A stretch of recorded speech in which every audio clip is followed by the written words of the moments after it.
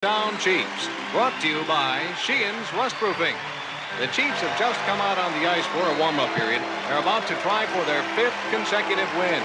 They're getting a good round of applause from their own booster club, who have traveled all the way from Charlestown to be here in Peterborough tonight.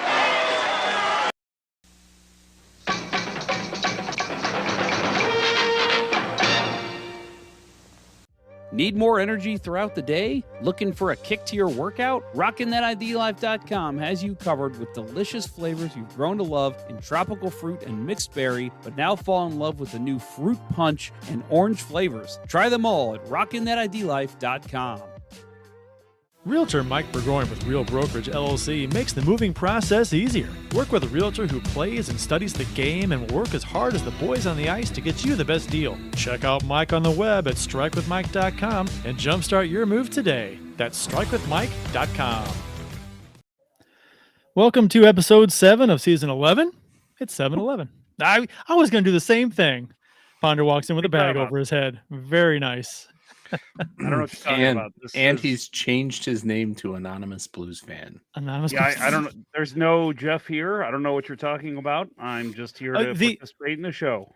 Should be the Unknown Blues Fan. It's the Unknown comic, right? The bag over his head on the Gong Show. Was that right? Remember for those of you familiar with the Gong Show, a comic would come out with a bag over his head. I think it was called the Unknown Comic. Maybe it goes back. Oh my God, guys. Matt Carpenter is in the Facebook chat. Thank you, Matt, for joining us. Man, what a run you had this year. Yeah, too bad about that injury.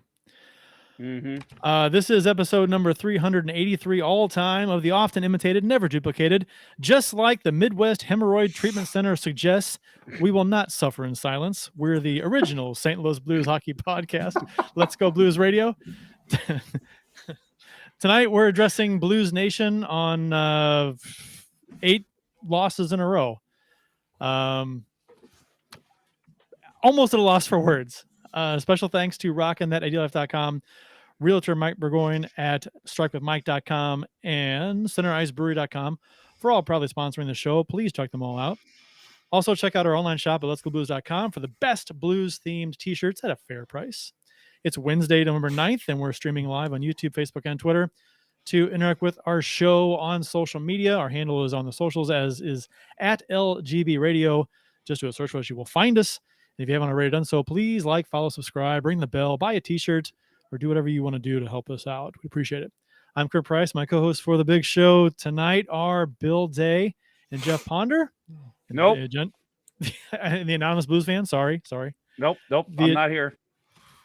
The agenda for tonight includes discussion about the Blues having lost 8 straight regulation games for the first time ever in Blues history.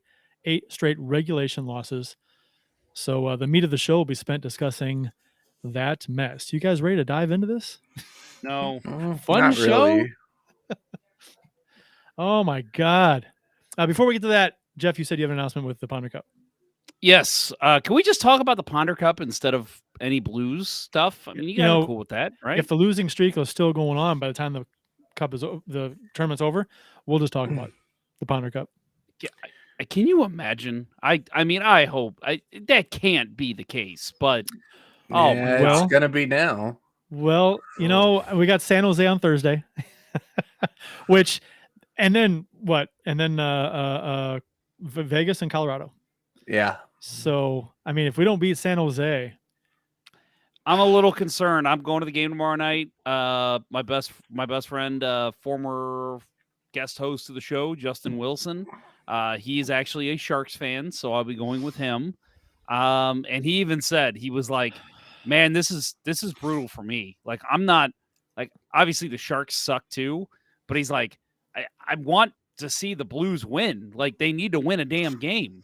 Like, even the Sharks fans like giving us mercy here." I bet you can buy tickets about a half an hour before the game starts for dirt cheap. Blues against the Sharks. A while ago. Both teams suck. Mm-hmm. I bet you if I got like an hour before the game started, if I went online, I'd get them for cheap. Probably. But why would you wanna? That's my daughter likes to go. Take her. Glutton for punishment, apparently. So the Ponder Cup, Jason Miller here is in the chat. By the way, Jason recovering from his hip replacement surgery. Went and saw him on Sunday and looking good. He's walking around the house. It's funny because he answered the door with no walker. And I was like, whoa, like big progress. And he's like, don't worry, I only go about 4 feet away from it. Like can't go too far. So, but no, he's doing good. He's on the road to recovery. Does he have tennis balls in the bottom of the walker? He does. I don't know. That's a good question. He's in the chat. He can answer. He needs. I would so have tennis balls in the bottom of my walker if I had a walker. You gotta have tennis balls. I have no idea. Kurt's going full elderly woman. You know, they on SAU's campus they have a huge walker, like an art thing. It's like 50 feet tall. Okay, and they missed the boat. They did not put tennis balls in the bottom of the. That'd have made it. Anyway, that would have been better. No tennis balls, big miss by me, he says. But hey, speaking of Jason Miller, if you want to come down to the Ponder Cup next Saturday, not this coming Saturday, next Saturday, Jason will be there. It'll be his first big event, leaving the house after his surgery. He'll be keeping score for us. But, more importantly, come watch some bad hockey. We got 6 teams facing off. Be picking teams next week. And just some fun activities for roller hockey. Keep in mind too, we've got the great raffle going. So right now, there's a lot of great prizes, but I'll keep it short for the hockey fans listening. Bill knows, so I know Bill's excited. We have a Patrick Waugh Montreal Canadiens jersey that'll be getting raffled off. Is their old, I guess it would be the away red. Because that's what they wore back then. And then we'll also have a, I believe it's a Braden Shen Winter Classic jersey. So some really cool stuff. That future captain Braden Shen. Probably, yes. But yeah, it's what do we got here? Oh, I see it. I already know what he has. What is this? One of these. There's one of these. That's a beaut. Yeah. Derek Roy, very nice. Derek Roy. Bill's holding up a Patrick Waugh jersey, Montreal era. Yes, I got this when I was 13 years old. Oh, wow. So what size is it? Big dog at this point. I put it on the dogs every once in a while. It is way too small for me. I was gonna say you need to update that. Come win the new Waugh one. That is my plan. There you go. So November 19th, again, we have 12 spots open for anybody who'd want to play. We've had people show up literally who have never played hockey before. They just want to participate, give money to the charity, be a part of the event. That is more than okay. If you've played for 1,000,000 years, you can come play too. So skill level varies between everybody. So come on out, have fun. More information on this, check out dropinstl.com. Again, that's dropinstl.com, all one word, and sign up or just see what raffle items we have, and hopefully we'll see you on November 19th. Yeah, I'm gonna try and make it, and I'll bring a couple tennis balls for Jason. Yeah, actually, I was just thinking that one of my dogs just tore 2 holes in tennis balls, so they're ready. They're ready to go on the bottom of a walker. They know Jason needs them. They're walker smart ready dogs. Yes. Oh, Walker. There's a Walker Texas Ranger joke in there somewhere. I don't know what it is, but it's there. Well, that's a long comment there from Jason Miller, but we'll go ahead and display you, buddy. I guess we can read it for our podcast audience. Please make me feel better. Sorry, I forgot not everybody watches. Please make me feel better. Help me believe that this team isn't already done. I need some reason to be optimistic. I don't like when people say, well, they did it in 2019, because that's not happening again. That will actually be a discussion topic for us later. But Jason, I'll just say this right now. I feel you. Official beers of episode number 383. You can follow each of us on the Untapped app. My handle is CPrice12. Jeff's is JPonder94. Bill's is Billy Blue Note 33. All right, Bill, what you got? All right, I am going with the high ABV stuff this week because I need it. I have the French Toast Bastard. It's the $10 4-pack. The $10 4-pack. You can't get regular Bastard for $15 here. So getting the French toast bastard is It's- even that was better. just a. That's not. That's funny. Yeah. You can't get regular bastard for $10. Nope. It just You sounds cannot. funny. But yeah, it's from my favorite outside of St. Louis brewery, Founders, out of Grand Rapids. It's their backwoods bastard Scotch ale, bourbon barrel aged Scotch ale with vanilla, cinnamon, and maple. So very, very French toasty. Kurt brought back a growler of this. Yep. And it was tasty, and was looking forward to it coming out in bottles, and here we are. Adam Gold, Winning Unlimited, says O'Fallon Pumpkin, that's his beer of the show, with a They Made Me Drink LGB radio shirt. Very nice. That's probably a top seller right now, right? No, You would think so. Shop. You would think Yeah. so, right? Yeah, I mean, would think. yeah, for those that haven't seen it, letsgoblues.com/shop. There's a great shirt. They make me drink. It's the Blues logo with a beer bottle on it. It's very, very well designed by a member of this panel. Good job, That's Bill. Very talented member of this panel. No, Mm-hmm. I do what I can. Mm-hmm. Happy to be here. Hope I can help the team. Take it one game at a time. You, Jeff, go ahead. Yeah, my beer is again, we can see how dark it is. We always show the can, but this is out of my Harry Potter mug that I got from Universal. This is the peanut butter chocolate milk stout, Absence of Light. Again, I did go to more places this time. Did not find Fat Elvis anywhere. That So, sucks. Yeah, so that I may be out of luck on that. I guess the day they release it, I just need to head down to Four Hands and make sure I buy a bunch. Yeah, what that you was could do is, I don't know, open one up, pour it into a glass, and cut up some bananas and put them Yeah. in there, and then I strain it actually- out. I actually thought about doing that. I've got some old bananas that I was going to make a smoothie of, but the wife told me earlier she was going to make banana bread, which is A-okay Oh. with me. Oh. But I was like, I could take those bananas tonight and mix them with my chocolate milk stout and make myself a Fat Elvis. You ever throw little chocolate chips in the banana bread? Yeah, actually, I have. It's very good. Very Dark good. chocolate. Yeah, throw some dark chocolate chips in that banana bread, and that is delicious. Yeah. I'll add, by the way, I do have one more drink tonight. I am right now rocking that ID life. I had a very, very busy day. As you can see, I'm still wearing my work clothes.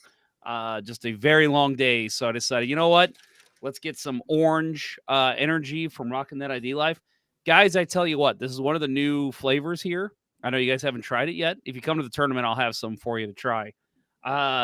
This... I was not going to order it because orange drink mixes I normally do not like, but Dustin talked me into it. I ordered it, and he's like, dude, you got to try it. You know what it tastes like? Tang. Remember Tang? Yeah. Yep. It tastes exactly like Tang. And so I ordered it. That was the first thing I opened up. I was like, I got to try it now, and I love it. It might be my favorite flavor now. It's fantastic. Common misconception about Tang is that it was developed for NASA. That is not true, but NASA did use it. There I you was go. gonna ask that would it make me a better astronaut? Probably not. But but don't want to underestimate Bill. My beer. Let's see. Desperate times with this team calls for desperate measures.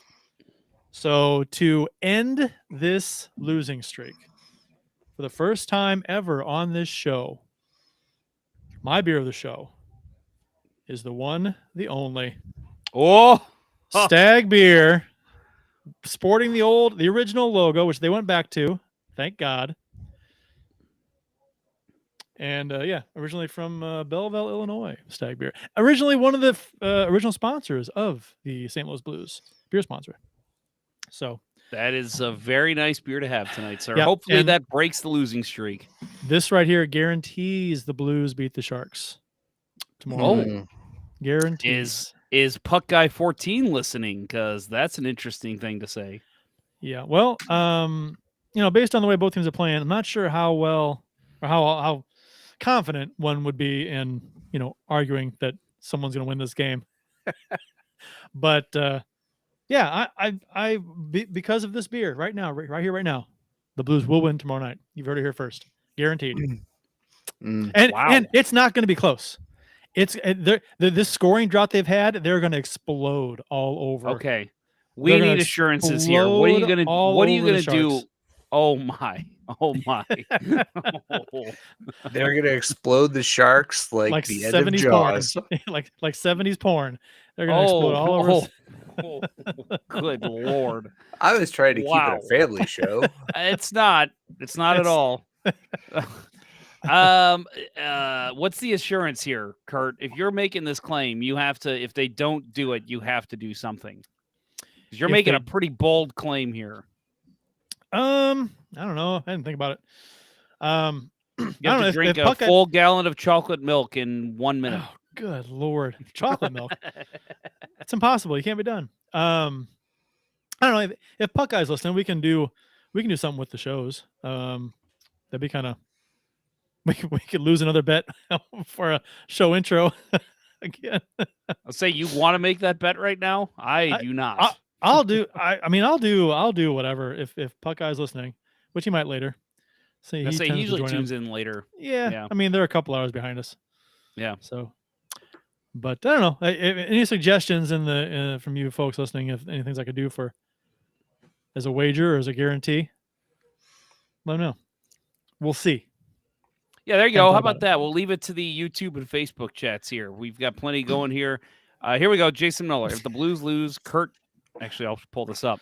If the Blues lose, Kurt drinks an entire gallon of chocolate milk during the next show. Just say that. Okay, yeah. No, I said it in 1 minute. Yeah, that's a good during one. The next show, that's your drink. Gallon? That's your drink of the episode. You have to drink a full gallon throughout the episode. Let's do a half gallon. I can't. You can't drink a gallon. I'd throw up. Be able to. I think you need to White try. chocolate milk too. White chocolate milk. What's the? I mean, I love chocolate milk. Don't get me wrong. I'm a 13-year-old kid at heart, but what's with the chocolate milk? I don't know. I think it's a great choice. I love it. Jason says I could do it. I believe him. Actually, I've seen that man. I've seen that man put back chocolate milk. As weird as that sounds. Okay, well, that's the leading candidate. If there's something better comes along, we'll look at it. But yeah, we'll leave it up not to a gallon. Facebook not a gallon. YouTube. I can't. I mean, I don't want to throw up on the show. Okay, how about you have. Okay, we'll workshop it, but you have to have a full gallon by your side, and Bill and I can be like, you got to fill that glass, Kurt. Take another drink. If you don't get through the whole thing, it's okay. Right. We'll make it a drinking game. Yeah. All right. Okay. I will. That's the leading candidate, but we'll leave it up to you, Facebook and YouTube. You guys are pretty good at this stuff. Come up with something that Kurt has to do if the Blues don't destroy the Sharks tomorrow. Well, win. You just want to say win? Okay, win. Well, Blues because then we're getting into by how much and everything. So it's. I mean, but they will. You said they're going to explode all over their faces. That's like 15 goals, right? They are. It's going to be one of those things where they haven't scored much of anything in the last 8 games, and they get like 5 or 6 tomorrow. It's going to be a ketchup bottle, right? You tap on the back of the ketchup bottle, and finally it all just starts flowing out. It just comes out all over the place. Yeah, it's like, oh no, my hot dog's ruined. Yeah, my wife hates when that happens. Which go to commercial. Apparently, there's a. I mean, ketchup on a hot dog is apparently like taboo with some people. That's like a controversy, is it not? Chicago people, yeah. Yeah. I mean, you do not put ketchup on hot dogs in Chicago. Well, a Chicago dog I could understand. There's all kinds of other stuff on it, but just a regular hot dog with like ketchup mustard, that's always been a thing for. I don't like. I'm not a ketchup guy myself, but I've seen tons of people do it. Or a gallon of beer of your choice. What's with a gallon? It's funny because again I'd be going to the bathroom every 5 minutes. All right, this is gonna be interesting. They better win tomorrow. whatever the bet is. You make that crazy claim, it's like you have to have an assurance that it's not a crazy if you're wrong, claim. You got to do something to finally win a hockey game against a bad team. That's not a crazy Finally, when claim. hockey makes a bad team when you're the worst team in the league. Yes, that is a crazy claim. On the worst streak, but the Sharks are technically well, they have a better winning percentage. But let's see, we're 3 points behind the Sharks Okay. with 3 fewer games played. We're right at the same level. Then. Now you're arguing Sublantics now. The Sublantics, right? All right. Buckle up because after the break, we'll get into this mess that is the St. Louis Blues right now. Right after this word from ID Life. Every beer league hockey night, I grab my hockey bag and sticks and throw them in the trunk of my car. And the very next thing I do, I mix up a boost of energy courtesy of RockinThatIDLife.com. It's formulated to break up its delivery in 3 ways, which helps me get through all 3 periods of hockey. Phase 1 provides a rapid onset of energy, concentration, alertness, and motivation. By period 2, I'm receiving a dose of sustained energy, increased focus, metabolism, cognitive function, performance, and feelings of well-being, which I need with the way I play. In Phase 3, I'm getting fatigue protection without jitters and crash, an elevated mood, and a reduction of fluid retention to help me make the big play when it counts. This same triphasic approach helps me when I drink it during work hours or simply just for a pick-me-up when I need it. Try one of the 4 energy flavors by visiting RockinThatIDLife.com, but make sure to email Dustin at RockinThatIDLife@gmail.com and tell him Let's Go Blues Radio sent you to receive an additional 10% off your order. That's RockinThatIDLife.com. I just want to say, I know you guys are probably watching the Anaheim and Minnesota game. They showed the clip of Kaprizov and Doughty. You see that? I fucking hate Drew Doughty. Yeah. Can't stand that man. Can't stand him. Can't stand ya. What's your problem with Drew Duty? He's a dick. I mean, you know, he's a cocky asshole. He's a good player. Don't get me wrong, but he's a dick. I don't like him. He does shit he doesn't have to do. I like the I don't like him, and you know I find it comical the rivalry that he's got going with Matthew Tkachuk. So that Tkachuk funny. suspension, that was tough to take. I didn't like it. Well, Kaprizov they got into a little jousting match and Kaprizov chopped him with a stick and got kicked out of the game. I guess it was. I didn't see that, but I had the volume down. And then Doughty's like waving him off the ice. It's like, yeah, asshole. Anyway, St. Louis Blues, the bloozers of 8 straight. What the hell? I'm beyond outrage and I'm just like in shock. I'm like, when last night's game happened and you know, it's the Blues are. I thought the Blues were playing fairly well last night. You know, it was a good game, and then it just kind of the end of the second period happened, and I'm like, what's going on? And we're down 3-0, and it's like, how did we get here so fast? I don't. I mean, we've 8 straight losses, 3-8-0 record, 8 losses in the first 11 games, ties a franchise record for the worst. 8 losses? Yeah, 8 losses in the first 11 games ties the worst start with the 77-78 team. And they went 1-8-2 back in the day of ties. I mean, the expectations for this team were a solid playoff team, right? Some were picking them, up higher in the division. But as of today, the St. Louis Blues are tied for last overall in the NHL in points. I don't, and I'm not going to come on here and pretend to have solutions to this because, Berube doesn't have solutions to it. O'Reilly doesn't have solutions for it. They're just like, they've got to work through it. Got to keep plugging away. And I'm like, it's dumbfounding to me how a team that led the Western Conference in goals scored last season, more than Colorado, is now the lowest scoring team in the NHL. With everybody back except for one guy, except for Perron. All the key guys were back from last season. So that just it doesn't make David Perron, Kurt. That's what I said. It's David Perron. Greatest player ever.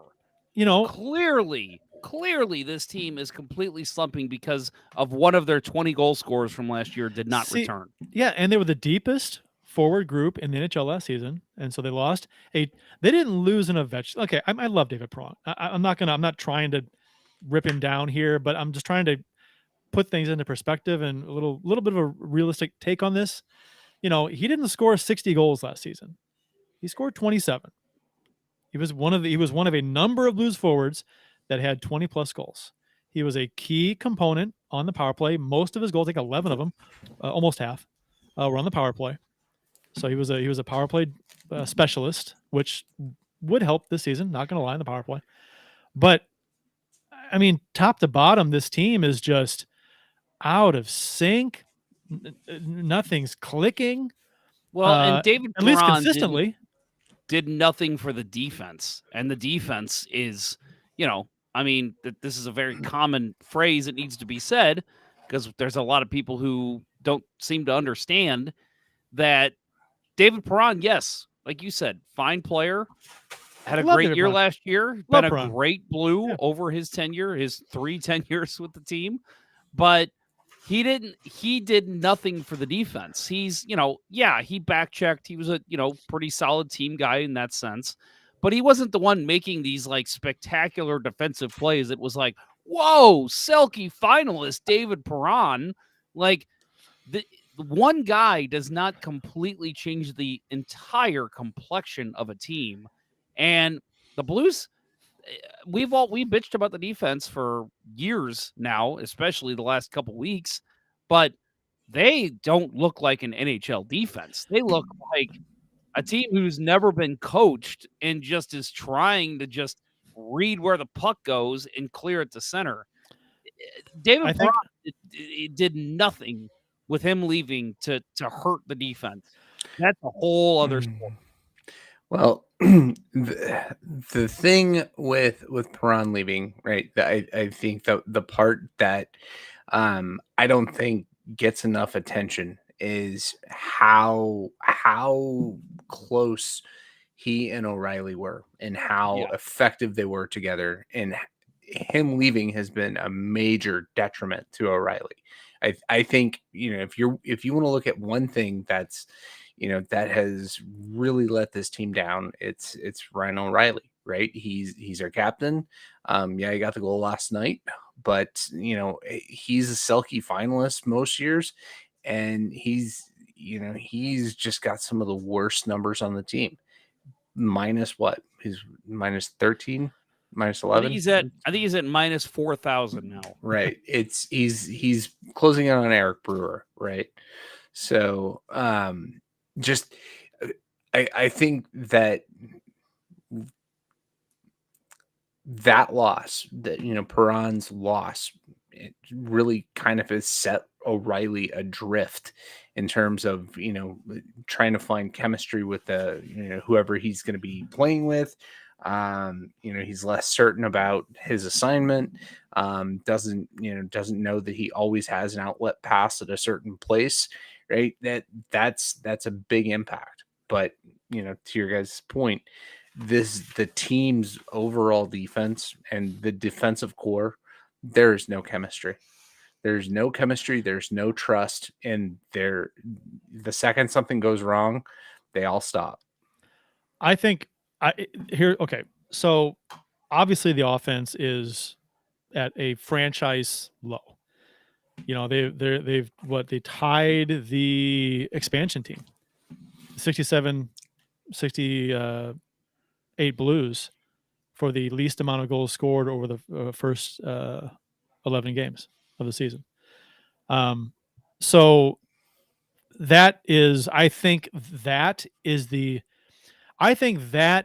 catalyst for everything else. I think the offense has far less ozone time, far less chance after chance. They're more one and done.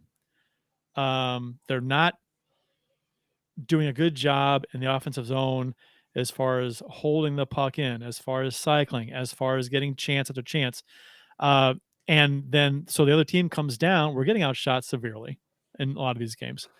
The other team comes down, and I think that's exposing the defense for what they are. I think if the offense were to be running at a clip close to last season, then I think that would mask the problems we're having on defense, because one would be scoring more goals, and two, we'd have the puck more. So I think the defense is what we thought it was, but it's just being exposed because of the offense's lack of their ability to not generate anything. And I think I'll that argue, exposes our defense even more.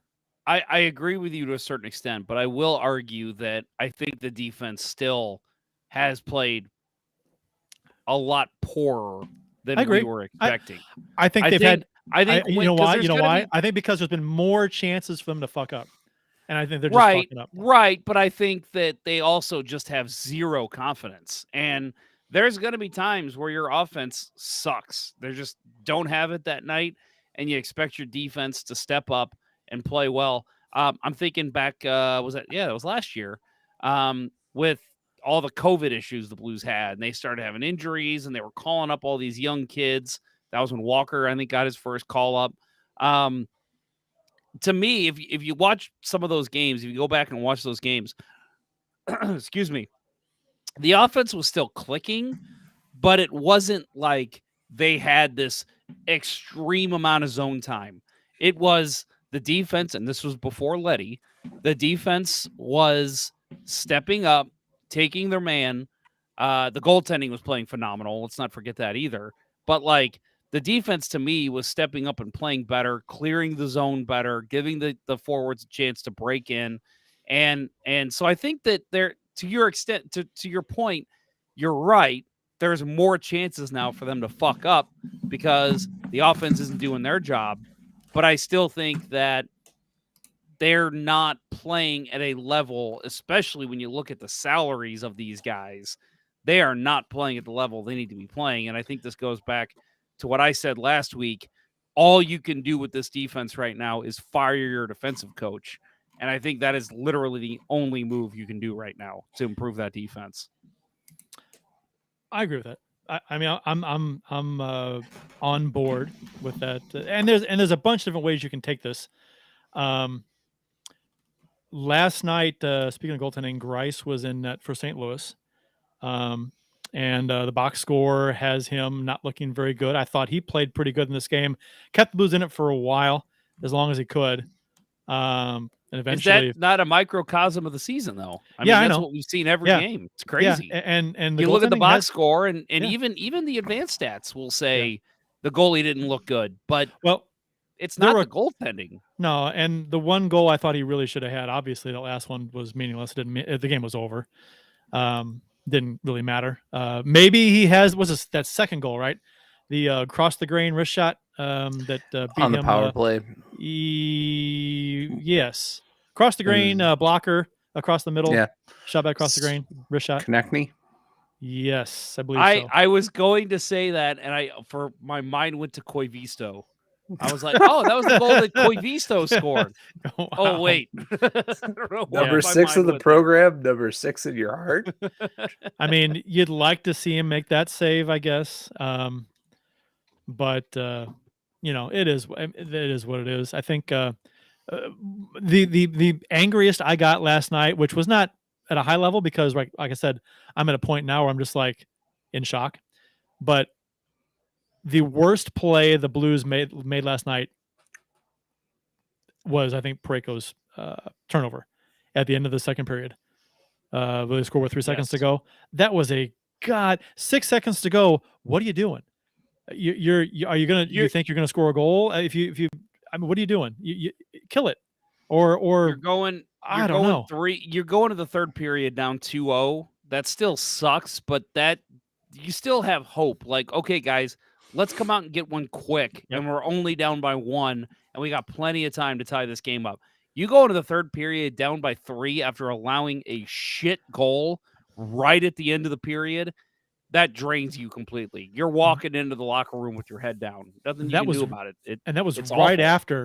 after Grice made that great save on that one-timer sliding across left pad save, labeled near post. Like 30 seconds before that, he made that great save, and they come back and score right then on that terrible turnover. And I'm like, you've got to be kidding me.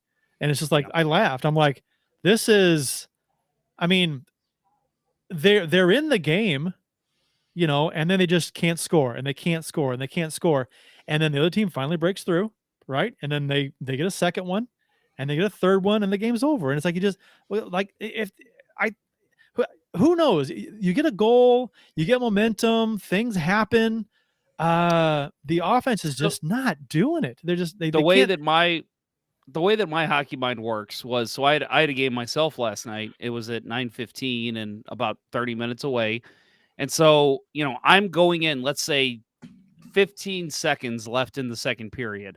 And I'm kind of thinking, damn, this sucks. Like, by the time the third period starts, I'm going to have to get up and I'm going to have to listen to the rest of I'm going to have to listen to the third in the car. I was like, that sucks. I really want to watch this game. They're playing well. The minute that third goal goes in, I'm like, you know what? I'm glad I'm leaving. Like, over. I don't want to watch the third because of that. That killed all the momentum I had for this team going into the third period.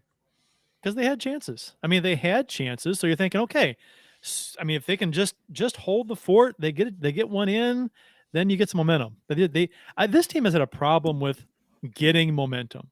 They'll play well, but they just can't break through. And one of the games against Montreal, right? They had a 2-goal lead, 2-0. Was that right? 3-1 lead, something like that. 3-1. Yeah, 3-1. Yeah. So that should have been the game where they had the momentum, step on the throat and take them out. Right. What was Armstrong's quote? Stick the knife in the eye. Plus, I'm sorry. Yeah. I know a lot of people hate me for saying this. Plus, you're playing fucking Jake fucking Allen on the other team. Yep. You know that guy can crumble at any minute. You have a 3-1 lead on that guy. That's where exactly what you just said, Kurt. That's where you jab the needle in the eye and you say, go after this fucking goalie because you know he will give up goals in bunches. And that just didn't happen. To be fair, Jake Allen is he's matured since he left here. He's not the same guy he was yet. He's still prone to give up a few, but he's been pretty solid for Montreal this year. He's had some really good performances. Well, then, let me reword to not hate on Jake Allen so much. You probably have a little bit more of a book on Jake Allen than most other teams do. So again, you're up 3-1. You find a way to score another one, go up 4-1, and really take Montreal out of the game. It just never happened. So O'Reilly scores in the third. So thinking, okay, so we finally got one, 3-1. Let's see what happens. And right after, like a minute after, Sedlak scores for Philly to go back up by 3, and you're like, what is going on? Bertuzzo, okay, on this goal, this was another goal where a forward gets behind the D, and people lose their responsibilities behind the net, behind the goal, or in front of the crease. So Bertuzzo and Mikkola were on the ice for this goal. Mikkola gets sucked up out high, covering the point man who the puck carrier, so Thomas covers for him. So it's Thomas and Bertuzzo down low, and for whatever reason, puck goes to the point, and both Bertuzzo and Thomas are off to the side of the net. They're getting back in front, but it's slow. And the pass comes, and it's to the guy, to Sedlak at the right of the goal, who's open because Bertuzzo and Thomas were, I guess it was Bertuzzo's guy, get slow, get back in front. It's just there's no urgency with the defense. There's no sense of I don't know. It's just like they're playing like they're going through the motions, and there's no urgency here. We say all the time, like when we break down games, if you've listened to the show for a while, they'll say like, yeah, that was Parayko's guy. That was Vince Dunn's guy. That was Barrett Jackman's guy, whatever. Over the years, that's been a common phrase here because you play the game, you understand that that's this guy's guy. But it's not even that at this point. For me, yes, it is Bortuzzo's guy. Bortuzzo should have been there.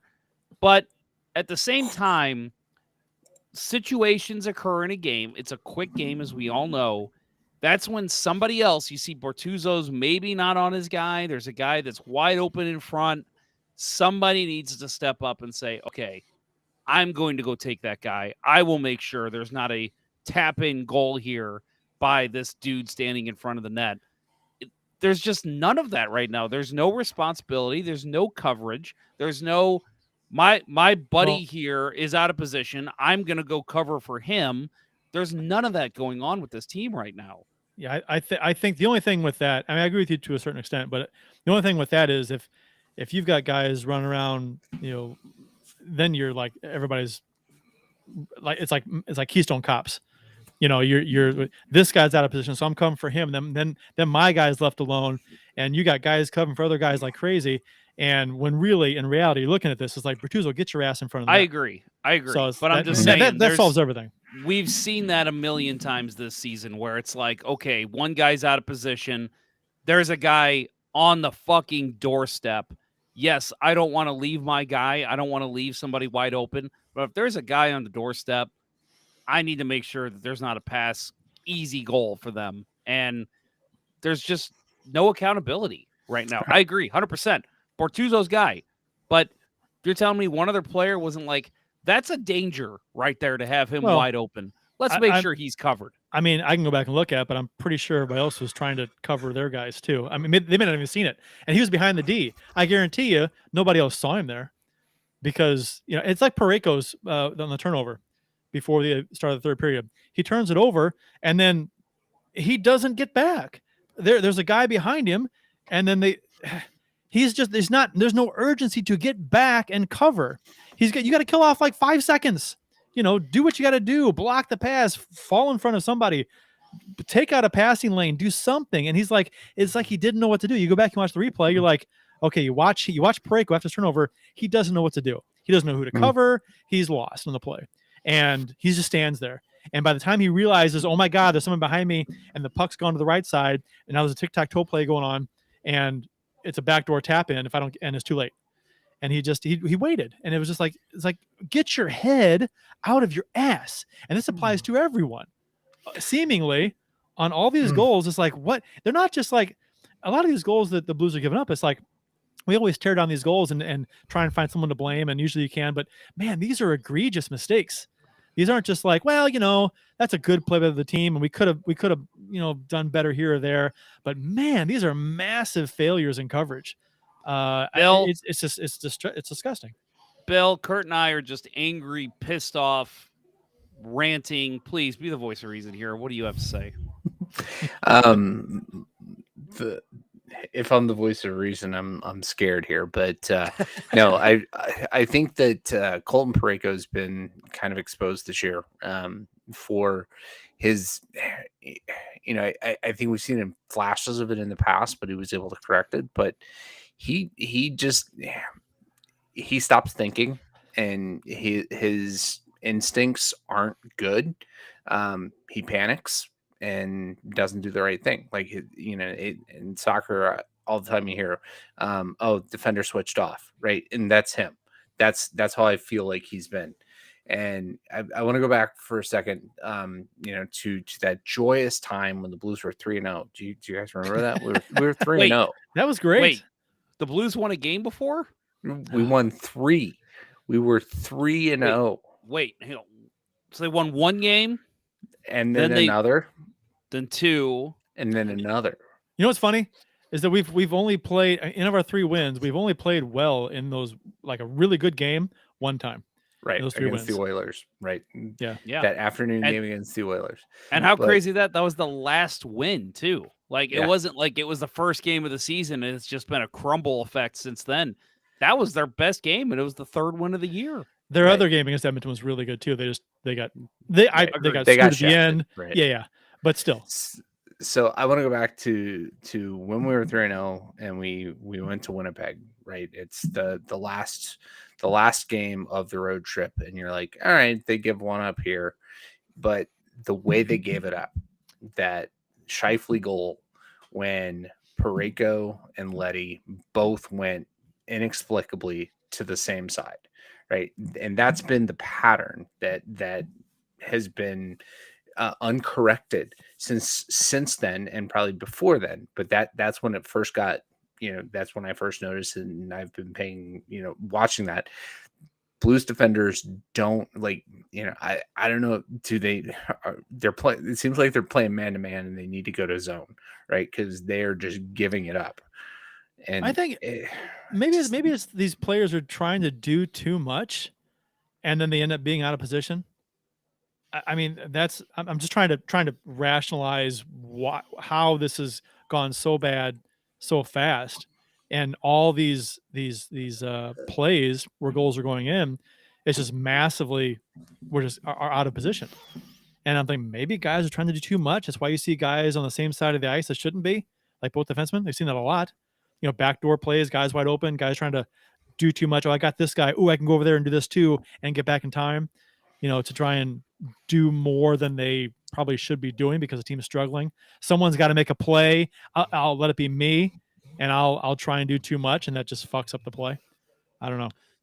Yeah, I mean, I think there's a lot of that going on. It's a lot of shouldering the blame, I guess. I mean, we're seeing that with O'Reilly in the press conferences, but I think we're seeing that across the board. I think a lot of players are just, okay, if I make this big play here, if it's Parayko, let's say, I'll make this big play here, spring a forward up, breakaway, or a 2-on-1, we score a goal. All of a sudden, this is what sparks the team back. And I don't know, there's just too much.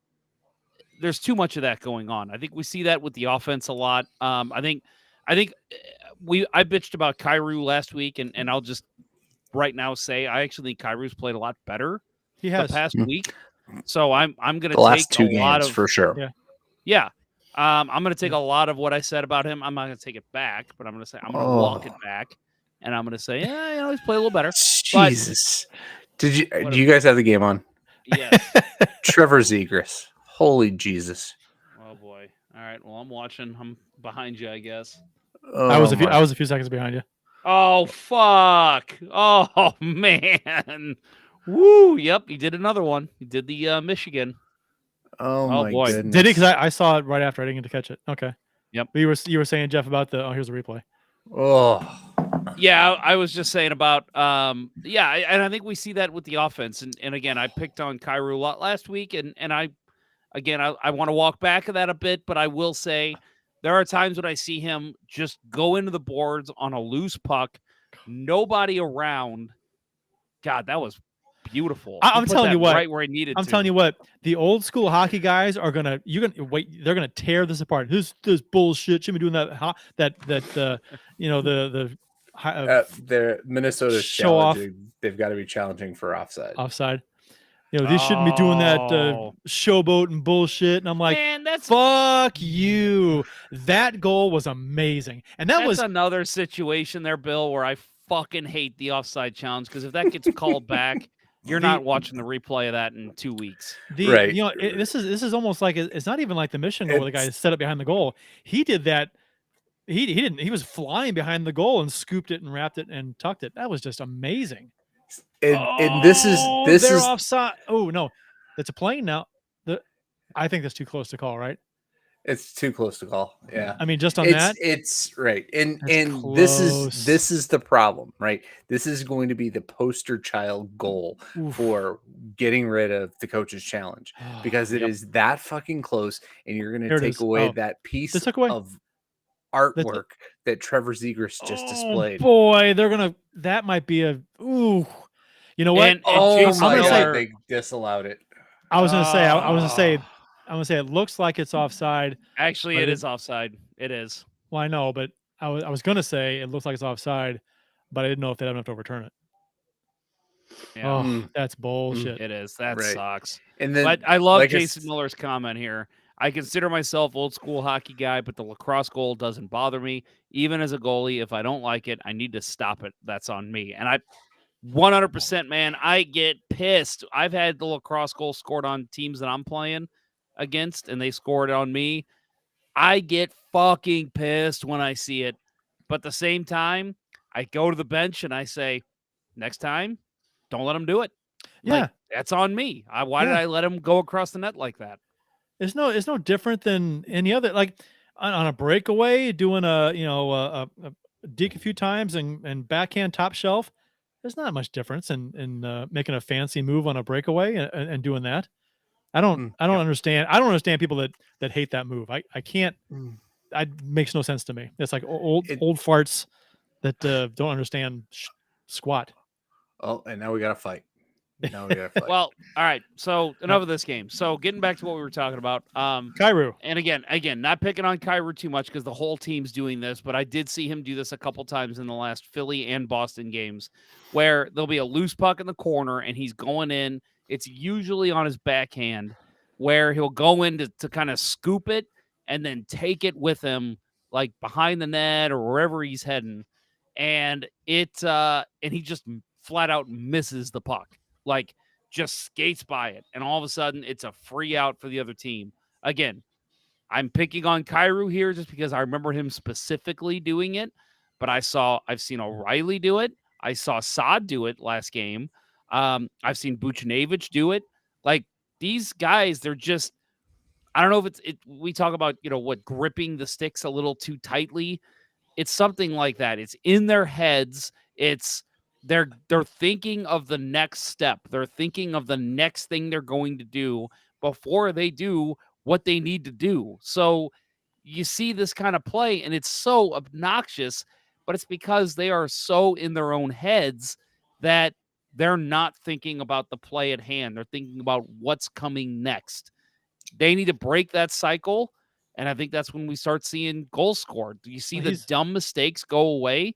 This team all of a sudden is going to start clicking offensively. Well, guys like Kairu have he's always done that. He's always been, trying to make 15 moves on a, instead of just he's passed up excellent opportunities to score to try and make a move to get an even better opportunity to score and gets nothing. And right. How many times have we seen Berube like that? They show the replay and you can read Berube's lips. Shoot the fucking puck. Yeah. Right. It's happened more than once this year. How many times do you hear people say when things aren't going well, when you're struggling this bad to do the things that you normally do well, just simplify things. Mm-hmm. Don't overcomplicate things. Simplify it. You get the puck, and I'm not going to be this fan that says shoot, shoot, shoot. But at some point, you've got to start getting the puck to the net with a little more frequency in areas of the ice where you should be getting a shot on net and not trying to dangle a guy and get in alone on the goalie. Use the defenseman as a screen or whatever, or do a quick shot instead of trying to, cut to the middle and take a shot, a second later. I don't know. I think Kairu's been much better the last two games, still not producing.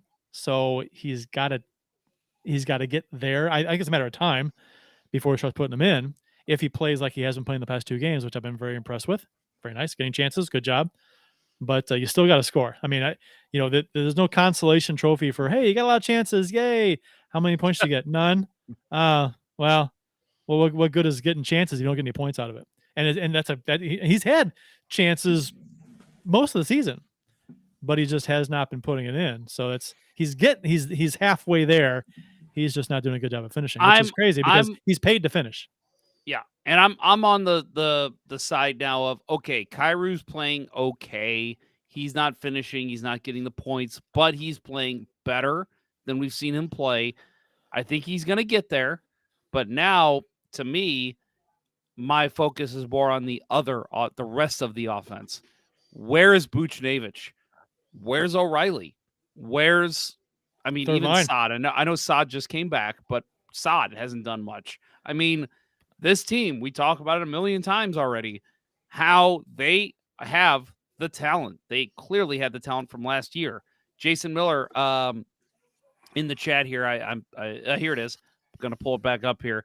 He asked, what's more infuriating, the shots wide or the shots right into shin pads?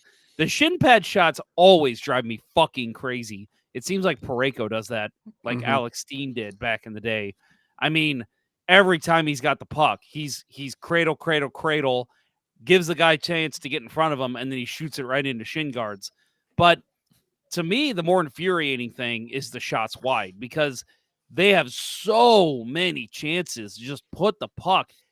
I mean, at the very least, handcuff the goalie and he's not going to cover the rebound, but they just shoot it wide. And it's like, if you at least put it on net, there's a chance it goes off a defenseman. There's a chance that, again, the goalie misplays it and it lays in the crease.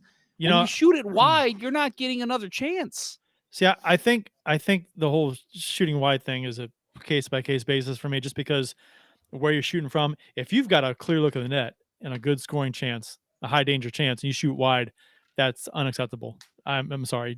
I mean, it's going to happen, I know, but it's happening too much. But the thing is that if you're out farther, if you're trying to shoot around the defenseman, or you don't have a shooting lane, you're trying to just shoot it by the defenseman's leg and maybe hit the post or inside the post because there's not much to shoot. They're trying to block it, and you shoot wide because you're trying to go around the defenseman. That's a little bit different for me. I think it's the high danger chances that they have golden chances to score, and they put it high or wide when there's no one trying to block it. That's unacceptable. If you're trying to shoot around the defenseman with the guy in front of you sliding down to block it, that's completely different to me. That's tough. You go back to like the Sharks of like 2010-ish. They perfected shooting wide and having the puck bounce off the boards and come right back in front. If you're doing that kind of thing, I'm 100% for it. But you're right. Like when you are in the slot and you've got the puck on your stick and you're shooting it 2 feet over the net, you got to at least put it on net. You got to make the goalie at least make a save. I mean, that's hockey 101. Put the puck on net. Again, maybe he coughs up a rebound and you got a guy there, or it's you who drills in the rebound. Like when you shoot it wide, you don't get that second chance. Right. And I think Robert Thomas has probably been the worst defender at that. How many golden opportunities has he had below the hash marks that, he takes a shot and all you hear is glass behind him. Right? Or post. We had 3 posts last game. Right. And that was the 2 crazy crossbars. thing. Right. Right. Yeah. We rang iron. I counted 4 times. So I was driving home, stopped to vote before I got to catch any of the game on TV. So I was listening to the first mostly on the radio, and I counted 4 times that that they said that we hit the post. And it sounded like we had great pressure, and then all of a sudden the game crumbles in the second. Just inexplicable. Yeah. The Blues did make some roster moves today, so did they? Yes. We'll talk about those on the other side of this break from strikewithmike.com. A magical 2019 playoff run, I was in the midst of buying my current home. Every time I spoke with my realtor, obviously, home buying was the discussion. But in the back of my mind, I couldn't stop thinking about what was destined to happen for our St. Louis hockey team. If only there were a realtor who could have walked me through the process, held my hand when needed, but was there to be a sounding board when I wanted to complain about a certain hand pass goal. Let realtor Mike Burgoyne with Rio Brokerage be that for you. He'll have your needs top of mind as he skates you through the home buying or selling process, dangling you past any obstacles, and assisting on all your home goals. Check out strikewithmike.com for more information, or give him a call directly at 314-753-4060. That's Mike Burgoyne with Rio Brokerage at strikewithmike.com, and that number again is 314-753-4060. Don't forget to tell Mike that Let's Go Blues Radio sent you.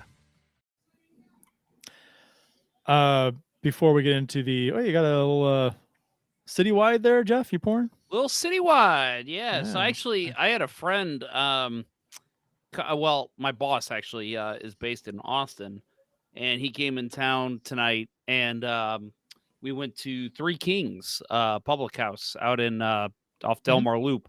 I like that. Yeah, I do too. And so he had never tried toasted Ravs. He was impressed.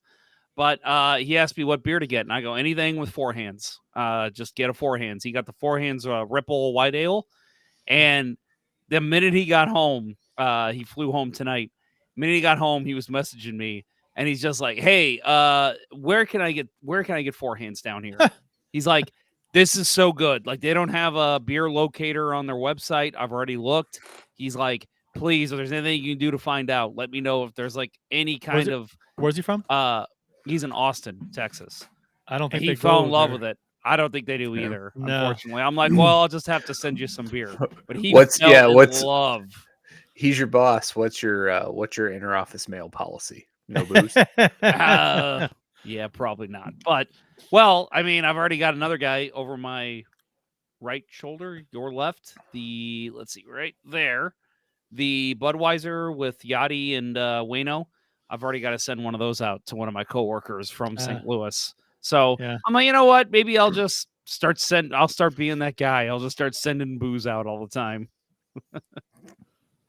But yeah, he loved it. I told him about the Fat Elvis, and he's like, okay, you need to get your hands on that and send some to me. And I'm Good like, luck. dude, I can't even get my hands on it. Like, sorry. If Well, I can't get any, you're not getting any.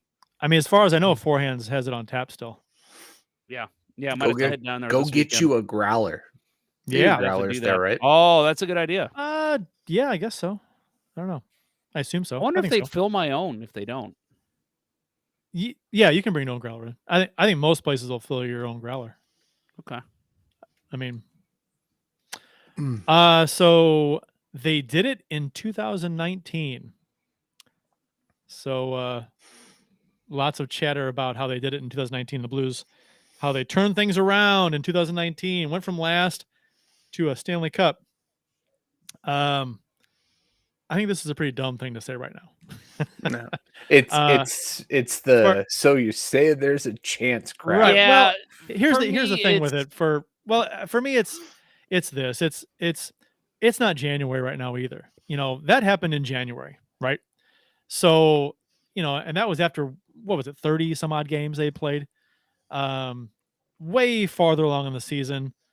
I don't, we're 11 games in, so it's apples and oranges right now to me.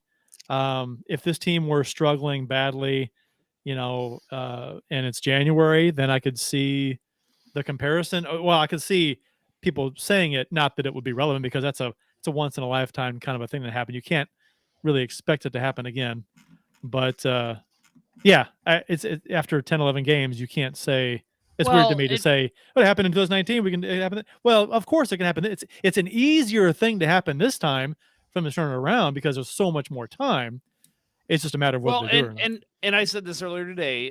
Tom Welch on Twitter posted something about how, hey, it sucks. Look, here's the Blues at the bottom of the Central standings. But honestly, you look at the Central standings. I mean, if you believe that this team can turn it around, which I'm not going to lie, I don't have the faith. But if you do believe, hey, if this team can just go on like a 10-3 run or something, then they're right back in the mix. The Central Division has not been that strong outside of Dallas and Winnipeg. I mean, Colorado's like 6-4. Chicago, I think, is in 4th, which is ridiculous. Like, the Blues go on a run. If you believe they can do that, they're right back in the mix. We forget about this 8-game streak. We're just like, oh, well, that sucked. That hurt the season, but they can bounce back. But my point with the 2019 talk is, and I will take this to my deathbed because I will believe this till the day I die unless I see it. We'll never see another run like that again. So to compare, and you're right, Kurt, that it's not January. This is basically, well, it's November. It's, before Thanksgiving. It's not crazy to think if you believe this team would turn around, they will. It won't be a 2019 run. But to use that ever, to me, even if they're in January or even late December and they're struggling and they're bottom of the division, to me, you can't use that because that was a once in a lifetime situation. We'll never see, and I'm not just saying with the Blues. Well, we'll never see that with another hockey team ever again. That was a magical run, and we'll never see it again. I'll disagree with you to a certain extent. I think that kind of a run will easily happen again. The way it happened, though, I don't see it.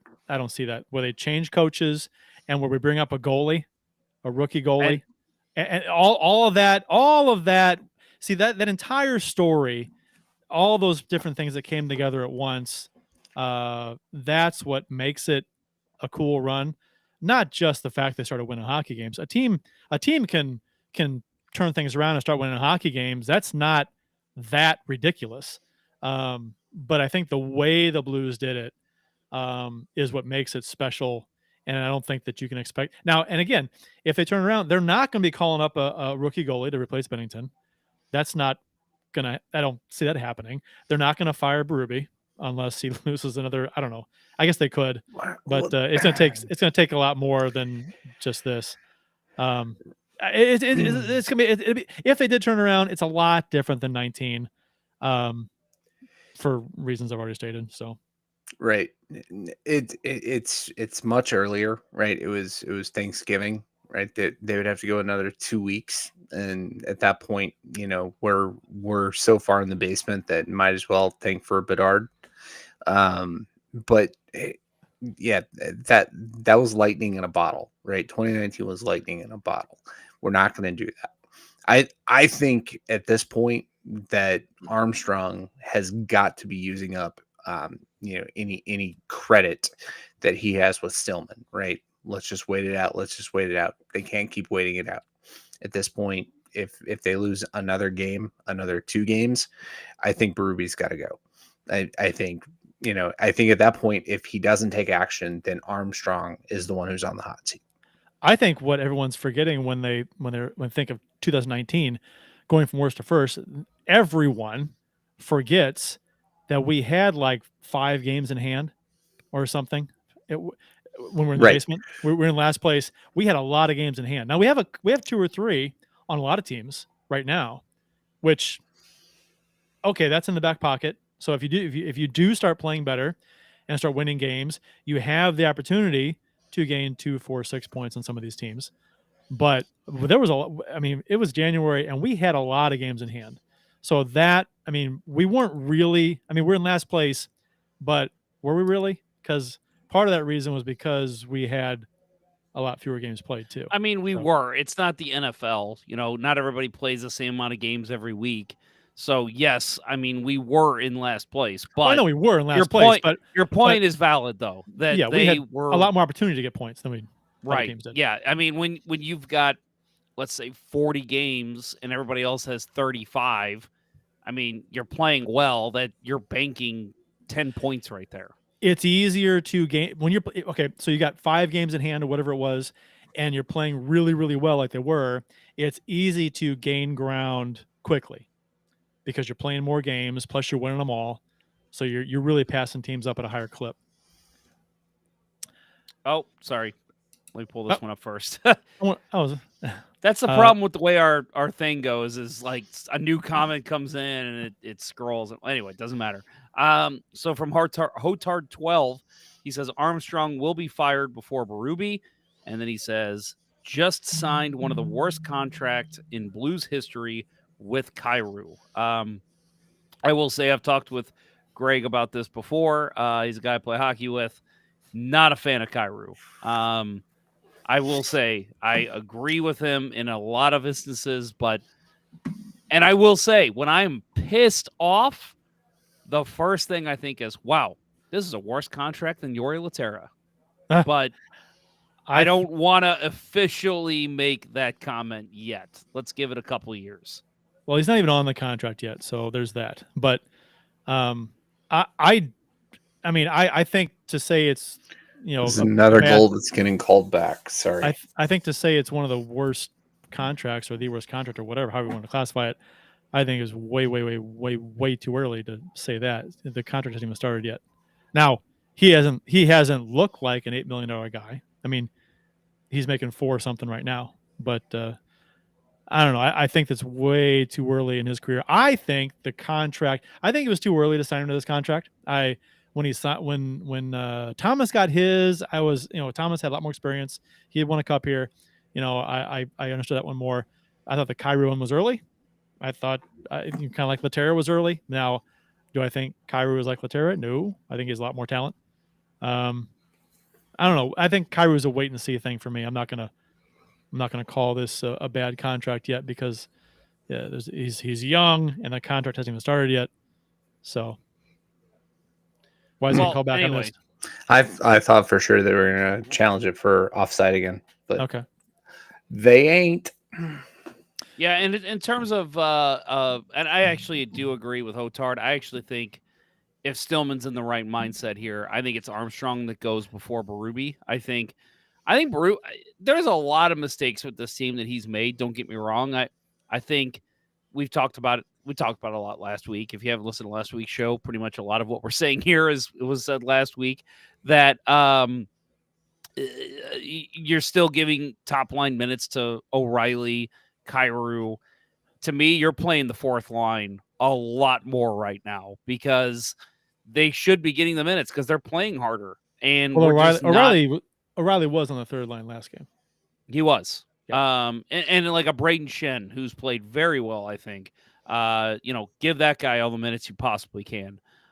So yeah, I do think there are some issues here with Berube's coaching, but I do say, like, to me, if I'm Tom Stillman, I'm saying, okay, this was constructed by Doug Armstrong. The defense has not looked good, for me at least, in at least 2 years. I think longer.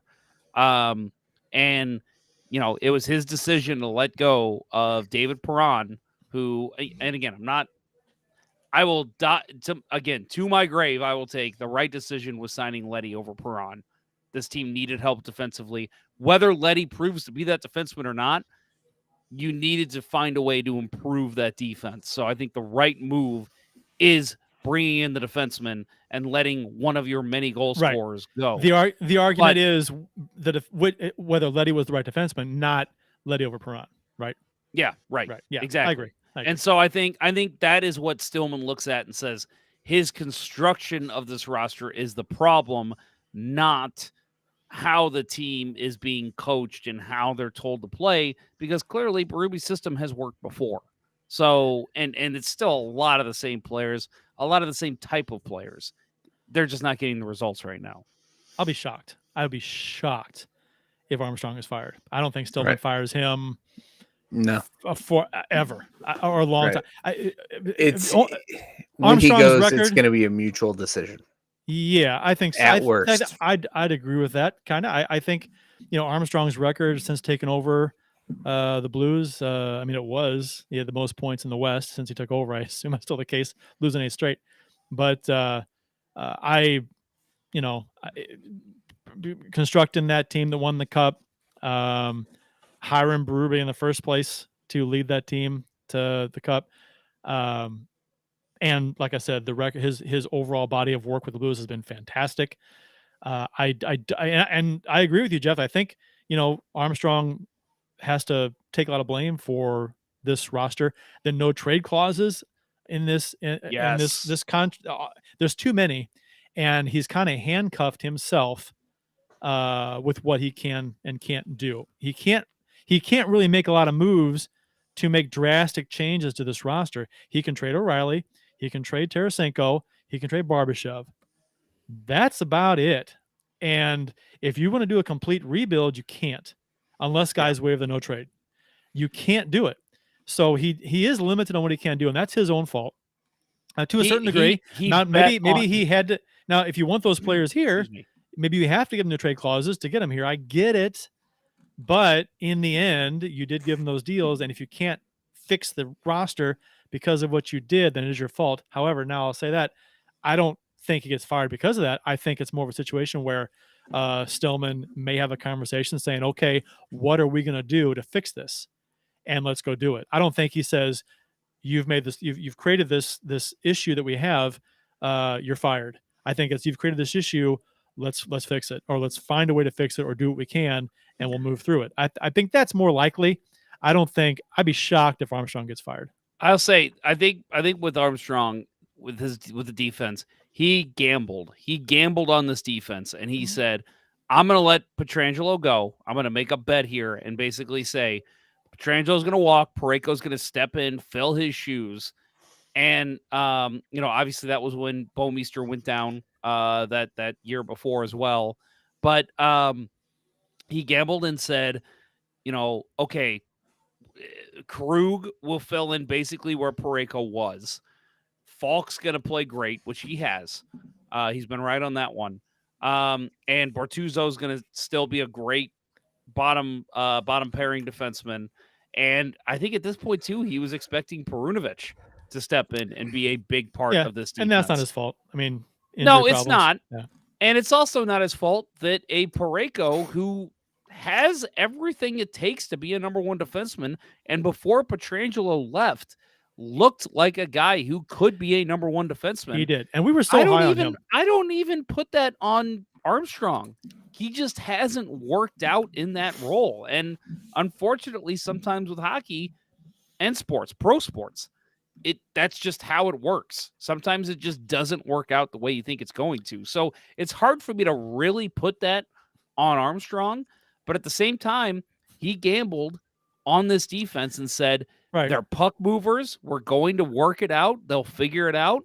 And his bet has not worked out. He has lost at this point. Right. I think the wrong bet that he made was on Colton Parayko as the future of this defense, right? Wait, the is that Craig Button? What? Yes, it is Craig Button. I am channeling my inner Craig Button. Craig Button, I give him all the credit in the world for friend of the show, Craig Button, indirectly. Very, very, very indirectly because he laughed his ass off at me.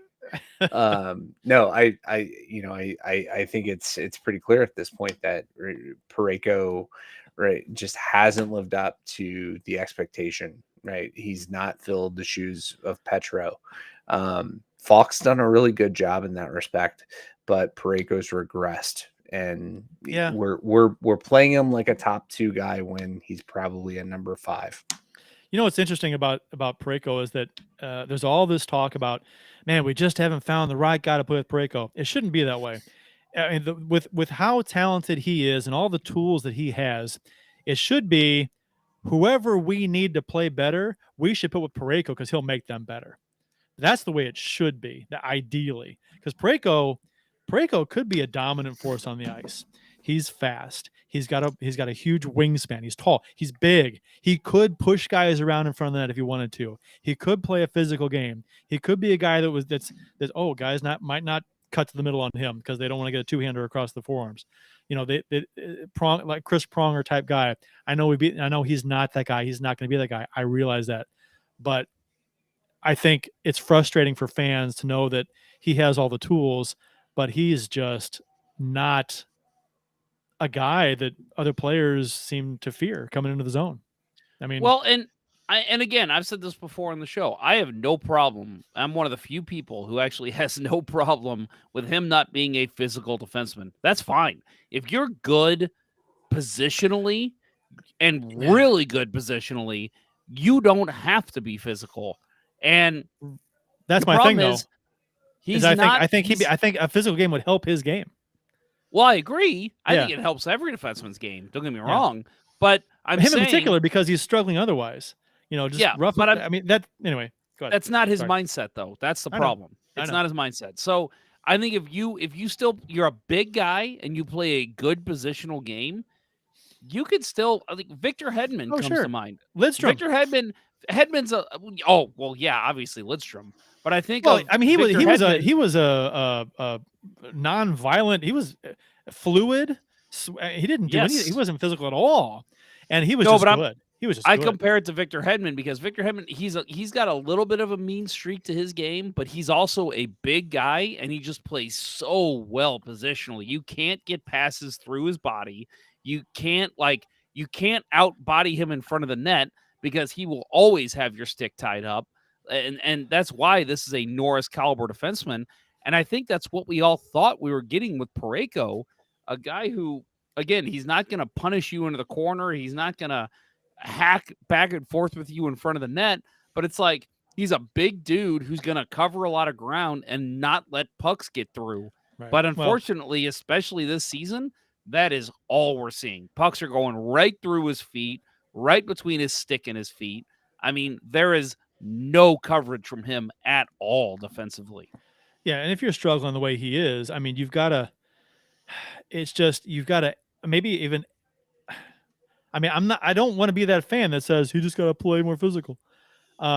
but it's just frustrating to know that if he added a physical element to his game, then that would make him a better defenseman, which I just already said. But I'm Would just it reiterating it. though? Would it? I think though? so. I mean, if well, you're you would think so. You would think so. introducing a new part to his game at his Well- age, at this stage in his career, I don't think that does much. I mean, I'm just he talking needs to like get back to being metaphorically, able. I fantasy think he hockey just- wise, video game He wise. just needs to. He just needs to get back to playing a good positional game, like he did with Jay Bomeister when they were a shutdown pair. All he did was step in the passing lanes and basically let guys shoot from the boards. That's the type of defense you play. You're going to win hockey games. But unfortunately, guys are just making him look like a rag doll out there. The way they're just throwing the puck around, and Well- he's just not covering the puck and not seeing the passes get through. Let's be honest, it's just bad decisions. I mean, he's making bad decisions. A lot of the team is, and just like the goal, the turnover last game at the end of the second period is a bad decision. Just stupid. It's dumb. And I think that comes too with who's the guy on this team that probably has more delay of game penalties with pucks over the glass than anyone. Parayko? Yeah. I'm guessing it seems that way. It's just bad decisions and poor execution. And what happened to the Parayko that would go end to end? Right? When's the last time we saw that? Where he'd circle around his own end and go end to end, beat a few guys in center ice, and then in the neutral zone, and then come into the offensive zone and get a shot on goal. Where'd that guy go? I think it just falls back into overthinking it. I think this team is full of guys who are just thinking too much. They're not playing the game that we know they can play, and they're not just reacting quickly. To me, they're like, oh, I need to do this. No, play your game. That's what's caused success for you in the past. And I think Parayko was playing his game when he first came up with the Blues, and it looks like that's changed. I haven't seen near as much aggressiveness with him in the offensive zone. I haven't seen him trying to beat guys one-on-one. I mean, is it possible that the coaching staff has said, no, we've got Fox, we've got Krug, we don't need you to be carrying the puck up the ice. We want you to be more of a stay back guy. And I think I think it's a legit question because you don't see him. He's not playing the same game he used to when he first came up, his first couple of years here, first 2-3 years, when he was like, hey, this guy's going to be good. And he has changed. His game is not as aggressive offensively. For whatever reason, he's being asked to do more defensively, and it's not working out. Right. And that's, that he's regressed on the defensive front. And, it's like we expected him to round out. Once Petro left, he was given, the mantle as the guy, and he hasn't done it. He's regressed. He's gone the wrong way. And it's inexplicable because his first year, go back to his first 2 years, and just how it seemed like he had such an astronomical hockey IQ. Uh-huh. He was always in the right place at the right time, always made the right reads, always made the right pinches, and now everything he does is wrong. It's just it's inexplicable. I think this is why we're going to see a coaching change, whether it's just Van Ryn or whether it's Berube, but I think there's got to be a new direction for this defense, and I don't think the staff's got it in them to correct it. I think it goes back to what Jeff said, last week, 2 weeks ago, about Van Ryn. That's the guy that needs to go. I mean, the defense has been questionable for too long, and the offense is no longer there to score enough goals to cover up for the defense's mistakes, and so the defense's mistakes are more glaring. And I think that's the focus is on them, even though the goal scoring is worse in the league. Which it's just a domino effect. One affects the other, and I think Van Ryn being responsible for the defense, I mean, that's a no-brainer to me. I don't. And again, I don't see Berube going anywhere. I don't see Armstrong going anywhere. Man, it's frustrating to know that this roster, you can't do a whole lot. And because you could say, hey, we can move this guy or that guy, or we can get a lot for him or whatever. There's not a And lot you can I do. honestly believe that's why Armstrong will be let go, because there's Yeah, you know, and I like know I don't think so. he's made the comment before. I'm not saying right now. I think next summer, I think he's done. Because I think that you look at the roster and you say, you know, if Stillman goes to okay, you got to make some changes here, Doug. What are you going to do on defensively? There's nothing I can do. All these guys have no trade clauses, can't move them. Nothing I can do. Right. Okay, whose fault is that, Doug? You're done. Bye. Right. Like I Okay, think so that's how the but conversation goes. if he gets fired though, you hire someone else. He can't do anything either because of the way the roster is. Yeah, You're, but I'm saying you're stuck. like you've got to have accountability for your bad actions, And just like with any job. I know, but I think firing is like the last resort. I think there's other Stillman doesn't strike me as the kind of guy that's going to fire Armstrong after everything that he's done for this franchise. Even though I'm with you, he has created part of what he's done. This stuckness we have with this roster is his doing. But that's point, one element of his entire career here. Yeah, but I'm saying at what point do you say, okay, yes, you won us the Stanley Cup. Thank you. The city How long was Poyle? really How long has thanks Poyle you. been in Nashville? Okay, that's a completely different No, situation. I'm just saying. I'm just wondering why that guy should not still have a job, in my opinion. No, because they haven't won anything. But what I'm saying is that I'm just what I'm saying is when do you finally say, okay, thank you for the Stanley Cup, but this is far under what I expect from this team.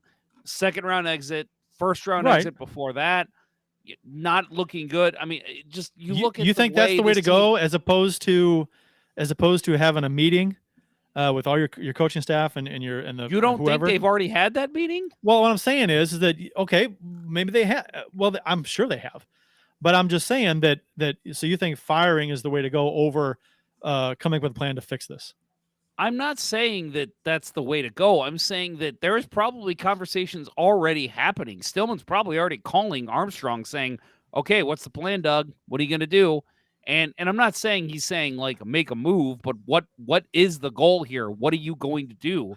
And, you know, those conversations are happening throughout the season. At the end of the season, when this team misses the playoffs and they look terrible defensively and they finish in last in goals against and last in shots against and all those stats. Okay, what are you going to do on the defensive side of the puck, Doug? Well, there's nothing I can do. Okay, so clearly you've made a lot of bad decisions on this roster. It's time for you to go and have somebody come clean up your mess. Yeah, I don't think they go that route. We'll see. Why not? Because well, I've already said I think his body of work is exemplary here, and I think that this roster looks troublesome right now, but it's not. I don't think you. I'm not gonna call it a second chance, but I'm just saying I don't body of work. Let's just face it. His body of work, yes, Stanley Cup first and foremost. That's huge. He's arguably the best GM in third round exit, which was great. That was a great year, 2016. Outside of that, a bunch of first round exits, a no-show in the playoffs 1 year, probably another no-show this year, a bad showing against the Minnesota Wild multiple years. His body of work to me isn't that great. He's had a couple good years, but not anything that's like, well, at least we've been to the Western Conference Final 4 times. You know, nothing like that. He's the best GM we ever had. I mean, I'll agree with you. Yeah, he won a Stanley Cup. Yes. Sure. And it won a Stanley Cup, and he has probably the best record of any GM. They've been competitive while he's here, but he's also had a lot of questionable decisions with this team. Sure. And what GM hasn't? Every GM Agreed. makes questionable moves. I think that's a problem. Bill, please speak for us. He's been the most successful GM, but not the most colorful. Nobody will ever be better than Ron Caron. He's not my favorite. Yeah, Caron's my favorite. Love Caron. Bring back Ron Caron. I want some meat on the burner.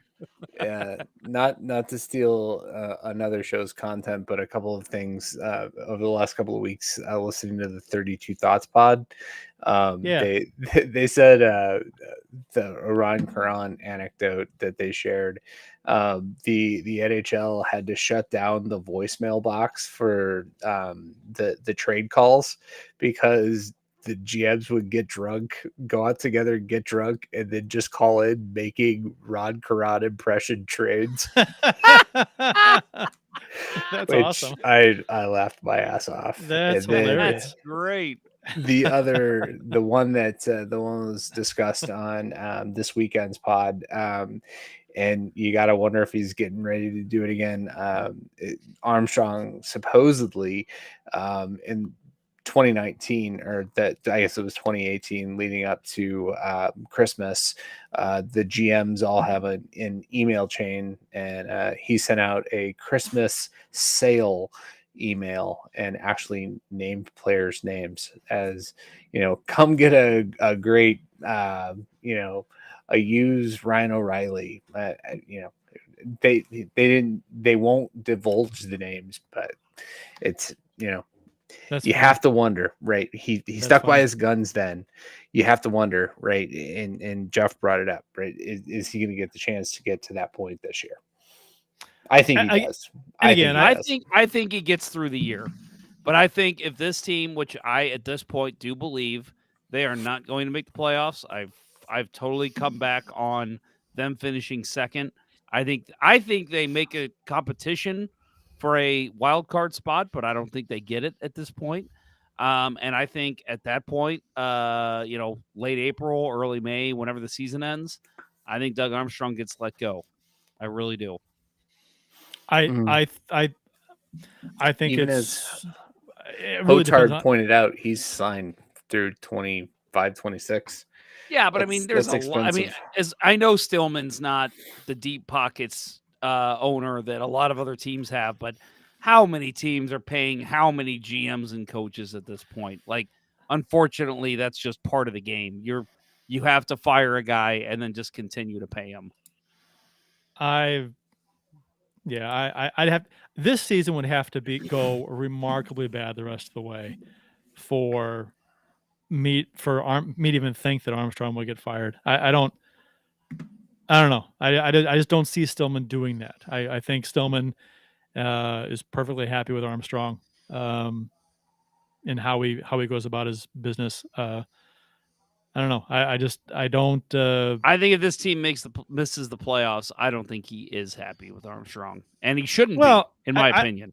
I don't. Well, maybe not. But I as an owner, I wouldn't be happy to miss the play. You spend to the cap, and you miss the playoffs. That's unacceptable. But again, Armstrong's not on the ice making the plays. He's constructing the roster, and the roster is a problem because of the no trade clauses. Yeah, and it's all because of the no trade clauses. I mean, exactly. I actually and I'd be a hypocrite to say, oh, he's fire Armstrong and Ruby because this roster sucks. I liked this roster enough before the season started. I thought this team was a playoff team, easy. I like this roster. Nothing about my opinion on these players, should have changed that much after 11 games. I mean, they've played really bad, and a lot needs to change. But it's still the same roster they had when I liked this team before the season started. So I'm not gonna waver from my feelings on it. Whether a GM gets fired or not is not. Well, I went into this season as an owner. I went into the season liking this roster, liking what he did. The issue to me arises with, okay, even though I liked this roster, it's not working out, and our Stanley Cup window is still open. We have to make some changes here and figure this out quickly. But again, you can't make those changes because of the no trade clauses that have been handed out. And listen, I again will stand by Alex Pietrangelo, his no movement clause, what he signed, ridiculous. Do not want it. But it is a bad look when you let your captain go and you said we're going to be better off without him. Just a couple years later, you're talking about having a league worst defense and not making playoffs because your defense is so poor. That is a bad look. Yeah, no, I agree with you 100%. But I think we disagree obviously on what the fallout from that. I'm of the opinion that I think that, it's okay, let's fix this. However we got to do it, we'll do it with, Armstrong at the helm as GM. And you're of the opinion that Armstrong will be fired. So I think we just disagree on what happens because of that. So right. Yeah, my point is not I like this roster. My point is more you can't make changes to fix issues. No, I agree with you. And it's totally Armstrong's fault. I mean, it's obvious. I think that they're going. It doesn't matter if it's Armstrong or another GM that comes into play. That comes in. They both have the same issues. So I think Stillman has the confidence and the trust in Armstrong to work through it. Yeah, but I think at that point, and maybe he does get fired, but I don't.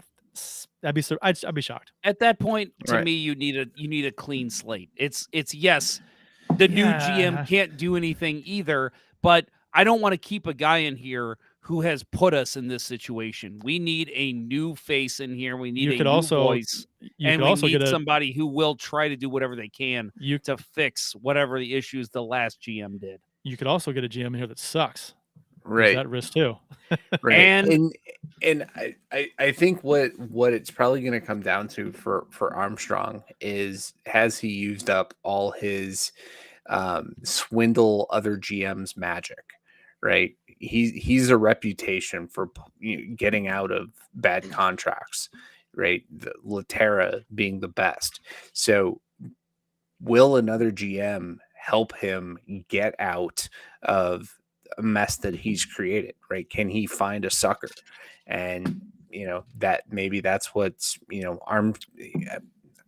Stillman's giving him that rope right now, and he's he is giving him time, but I don't know. I just don't see Stillman as a guy who's going to make a change at the top. Right? He's going to change everything else. He's as long as Armstrong wants the job, it's his. Stillman doesn't Jim have Rutherford still out there. no. Jim Rutherford would be a great one to make a trade with. Yeah. So he's in Vancouver, right? That's right. And they've seemed to have turned a corner there, but that could have been your chance. Bo Horvat. Look at that guy. Look at the season he's putting on. If you can't beat him, join him. That's the Bo Horvat way of the Blues if they would have gotten him. Yep. No, we've covered Berube, we've covered Armstrong. The roster moves that were made today. Armstrong announced that the team has recalled forwards Nikita Alexandrov and Josh Levo from its AHL affiliate, Springfield Thunderbirds. They also assigned forward Jake Neighbors to Springfield and placed forward Logan Brown on injured reserve with an upper body injury. Alexandrov is 22, addressed 9 games for the Thunderbirds this season, posted 8 points, 4 goals, 4 assists, and 4 penalty minutes. He was drafted by the Blues in the second round, number 62 overall in the 19 NHL draft. The Germany native has 43 points, 19 goals, 24 assists, and 30 penalty minutes in 83 career AHL regular season games. Levo, go ahead. Oh, I just wanted to comment on Alexandrov real quick. So for those that may not remember, again, this is actually before the Blues won 3 games. I know it's hard to believe there was a time before that.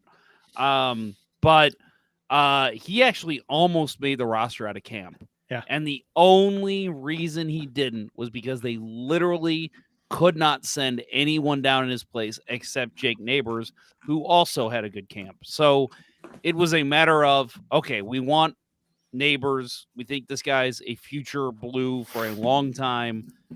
And Alexandrov, who is good, but has been in the organization for a tiny bit longer.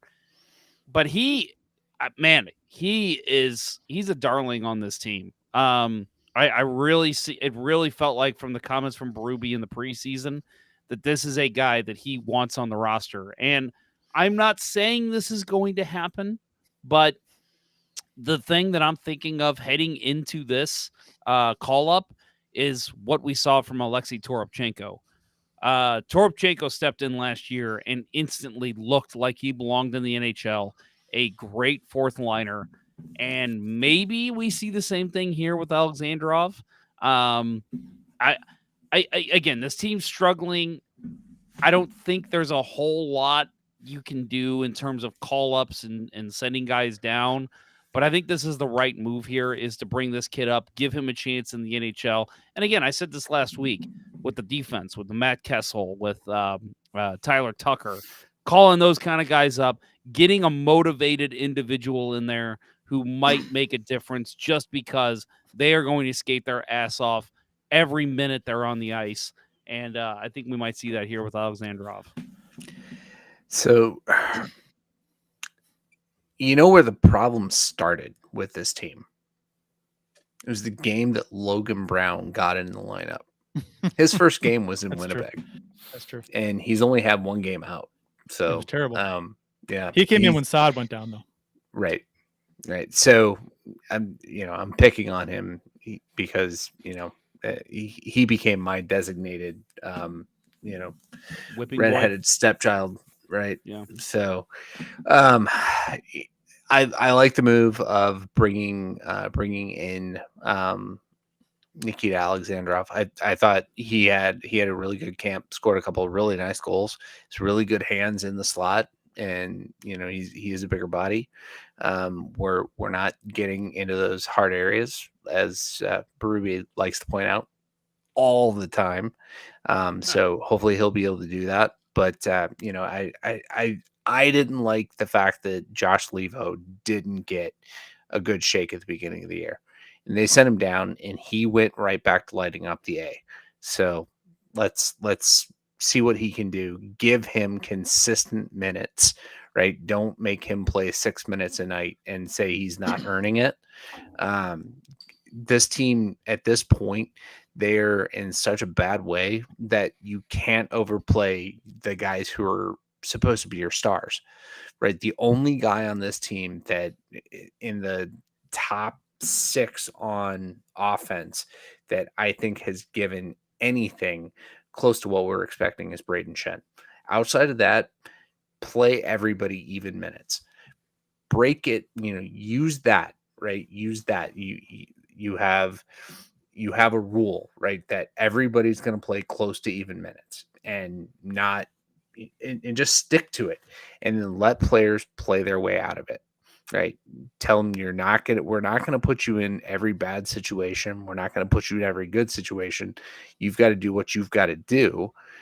And, hopefully that'll alleviate some of the stress on them. Give me a power play unit tomorrow night with Alexandrov and Levo on it. Seriously. Yeah. Why not? Yeah. It's not working any other way. Give it a shot. At the very least, you're getting some new blood in there, seeing what they can do. And clearly they're power play guys down in the A. And at the same time, you're alerting O'Reilly and Kyrou, which we've talked about accountability with this team, not just those two, but a couple other guys. You don't belong on the power play the way you're playing right now. So you're not going to get the minutes. Let's give it to these guys who have worked their tails off in Springfield and see what they can do out there. Levo has played 2 games with the Thunderbirds this season. He's got 3 goals, 1 assist. Also dressed in 3 games with the Blues. He joined the Blues as a free agent on July 14th of this year. Overall, Levo has 77 points, 38 goals, 39 assists, and 68 penalty minutes. Kurt, I love that you purposely you sidestepped saying his hometown, didn't you? Yeah, it's not important. It's not important. Well, Pierre McGuire, come on. I believe it's Innisfil, Innisfil, Ontario. Yeah, I also sidestepped the Alexandrov's town, Bergwedel. I guess Bergwedel. I don't know. Bergwedel. He has 77 points in 68 penalty minutes and 217 career NHL games. Speaking of, there was a comment, from Just Bob. I had it up earlier, go back up there, about the contract situation with the Blues. It's not just the no trade clauses; it's also the amount of and durations of many of the contracts that will make them hard to move. Maybe with some players, but others. Sean Gentile of the Athletic, our friends over at the Two Guys One Cup podcast, shared this today, and I saw that and it was interesting. Sean Gentile says, "Were he to hit the market," talking about Parayko, Armstrong's phone would be ringing. I'd be fine with him at that number for a few years, especially if I was gunning for a title. Worry about 2028 in 2028. So it was about Colton Parayko. So, yeah, I think I actually think that number's fine for him too. It's just that he's not a number one.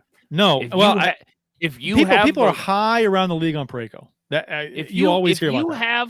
If you have Not that Craig Button. what is he at 6.5? Is that what he's at? He's at, I got it right here. Parayko is at 6.5. Yeah, 6.5. And I think for a number 2 defenseman, if you have a well-rounded roster and you've got the cap space, I think that's fine. I would deal with that, no problem. It's just he's not a number 1. We're playing him as a number 1, and that's not where he belongs. But on a contending team that's looking for a solid number 2 defenseman, a guy to play against the second and third lines, yeah, give me that all day. I'll take Colton Parayko. I think that's the general consent. I think that's the mindset generally when GMs sign these contracts too to players. They're like, well, we'll enjoy the first 3, 4, 5 years of this contract, and we'll worry about the last 2 or 3, then, because we want to win now. We want to do this now.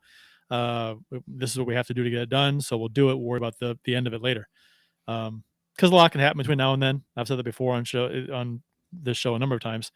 So, and I think that's his mindset. That they're happy with that.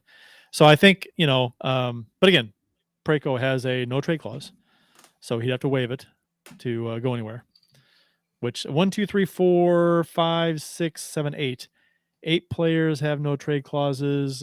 Bushnevich has a modified no trade clause where he can submit. I think it's like 7 teams.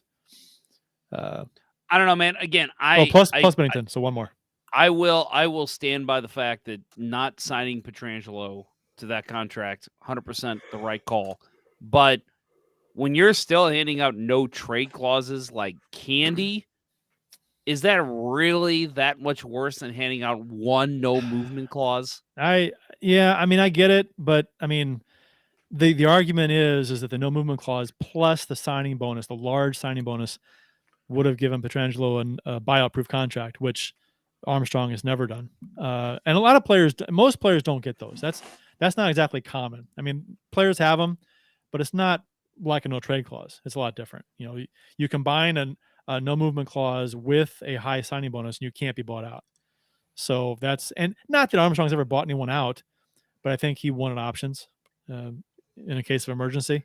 And Man, so Vegas say that's another thing that annoys me. That annoys me is how we celebrate. Well, the Blues under Armstrong have never bought out a contract, and it's like that's not something to celebrate. This team's had some pretty bad contracts that should have been bought out. I think if you rephrase that to we've never had a contract we've needed to buy out, that's different. But yeah, there are contracts that probably like roster wise would have been better to have been bought out. I'll say again, Marco Scandella, you buy out that contract, you re-sign David Perron, no problem. Yeah, that's true. But again, with the defense, he was supposed to be one of your regulars this year. So you're taking away from the defense to we've discussed this to death. Taking away from the D to maintain the deepest forward group in the NHL when your defensive group is weak, even though Scandella is not that great of an asset. So it's just like that's rough. That's a rough position to be in.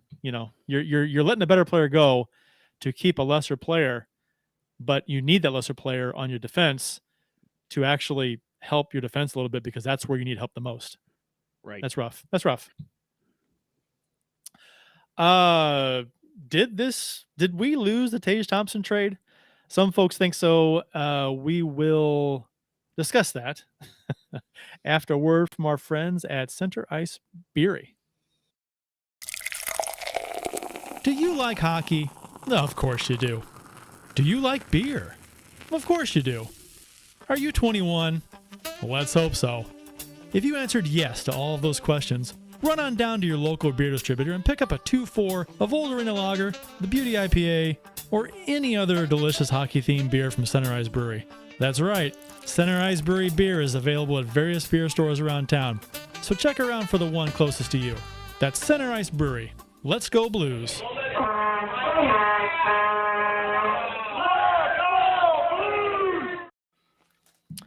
It's funny. Lots of chatter about this trade again, with Thompson tearing it up. 16 points in 13 games for the Sabres, or the Sabres, right? Sabres. Sabres. And O'Reilly struggling mightily to put up points. 2 points in 11 games played for the Blues, and getting bumped down to the third line last game. So this trade has been revisited recently on social media. And it's funny because it seems like fans are searching for a reason and doing anything they can to try and say that the Blues lost this trade.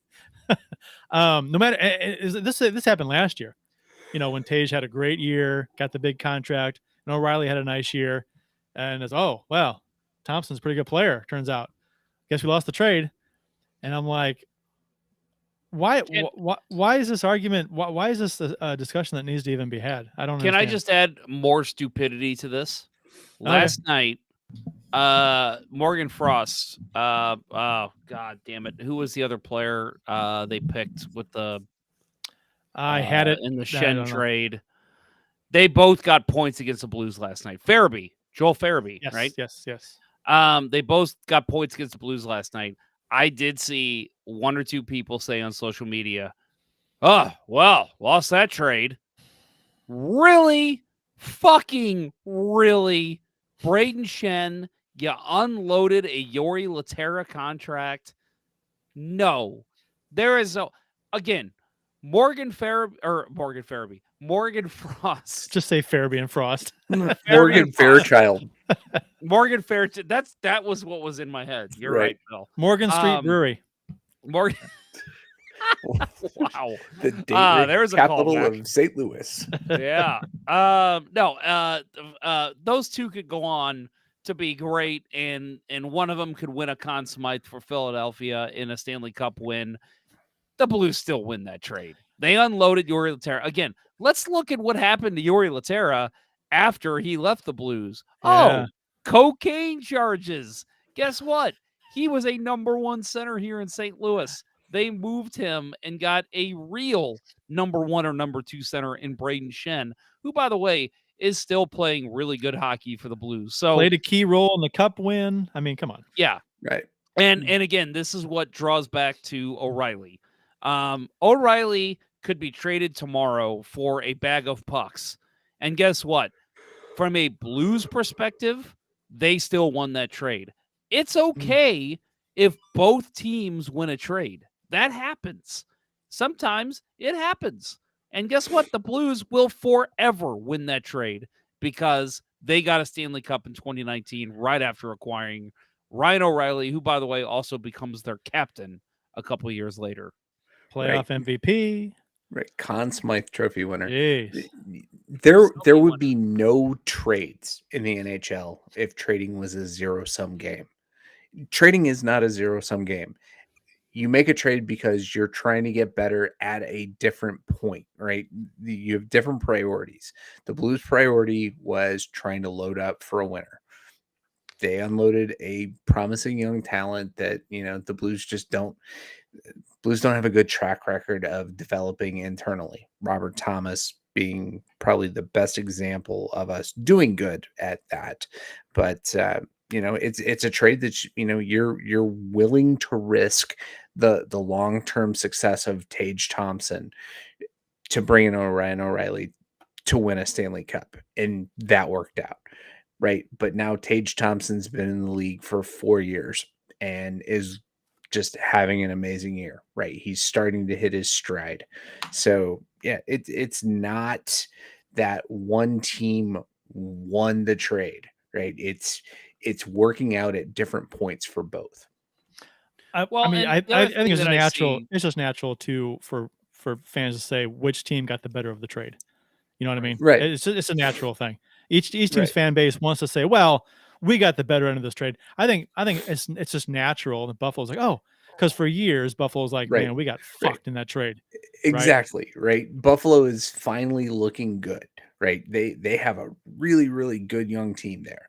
And Tage Thompson is, kind of the surprise of that mix this year. So yeah, let's give them their moment. Yeah, feel like you won the trade at this time. But you know what? We have a cup and you don't. Yeah, and again, I've said this before too, that if Thompson, again, same as Frost or Farabee, he goes and gets the Conn Smythe, the Sabres win their first Stanley Cup, which, hey, by the way, I am rooting for. Those Sabres fans have been through what Blues fans went through for a long time. I hope they win a cup, and I hope Tage Thompson is a big part of it. But again, the Sabres will look back at that and say, we won that trade. Good for you. So did the Blues, because the Blues got a Stanley Cup right away. First in franchise history, Conn Smythe winner in Ryan O'Reilly. How quickly we forget how important he was to that team. The Blues will never win, or the Blues will never lose that trade. No doubt No. in my mind. They will always be the winners of that trade. It doesn't matter if Tage Thompson captains the Sabres to 3 Stanley Cups. It doesn't matter because the Blues made that trade to make a cup run, and it worked. And they got a cup run that year with O'Reilly. And he was the fucking MVP, Conn Smythe. Yep. Yeah, and I don't. I mean, it's great. Yeah, I agree, Jeff. Great for them that Thompson is apparently finding his stride. I mean, kind of need more than a season and a few games to say that. O'Reilly's had a pretty distinguished career, but he's off to a nice start in Buffalo. So and Jason Miller in the chat here says, I'll entertain the idea the Blues lost that trade when Tage wins a Conn Smythe. Absolutely not. Again, I'll say it again. Blues will never lose that trade. Yeah, like Kurt because just said. They did what they wanted for a cup yeah. that season, and it worked. Sure. Yeah. I mean, you sometimes in a trade, you give up stuff in the future to accomplish something in the now, and they did that, and it worked. So it was a victorious thing. And I've seen some fans say, and I think this is absolutely ludicrous, that the Blues lost the trade because they could have sent them Kyrou instead of Thompson, and they decided to hold on to Kyrou. Were you in on trade talks? Did Buffalo ask for Kyrou over Thompson? I don't think that was ever part of the discussion. I think it was, again, I don't know for sure, but to assume the Blues could have sent Kyrou instead, that has never been something I've seen from insiders or anyone within either organization.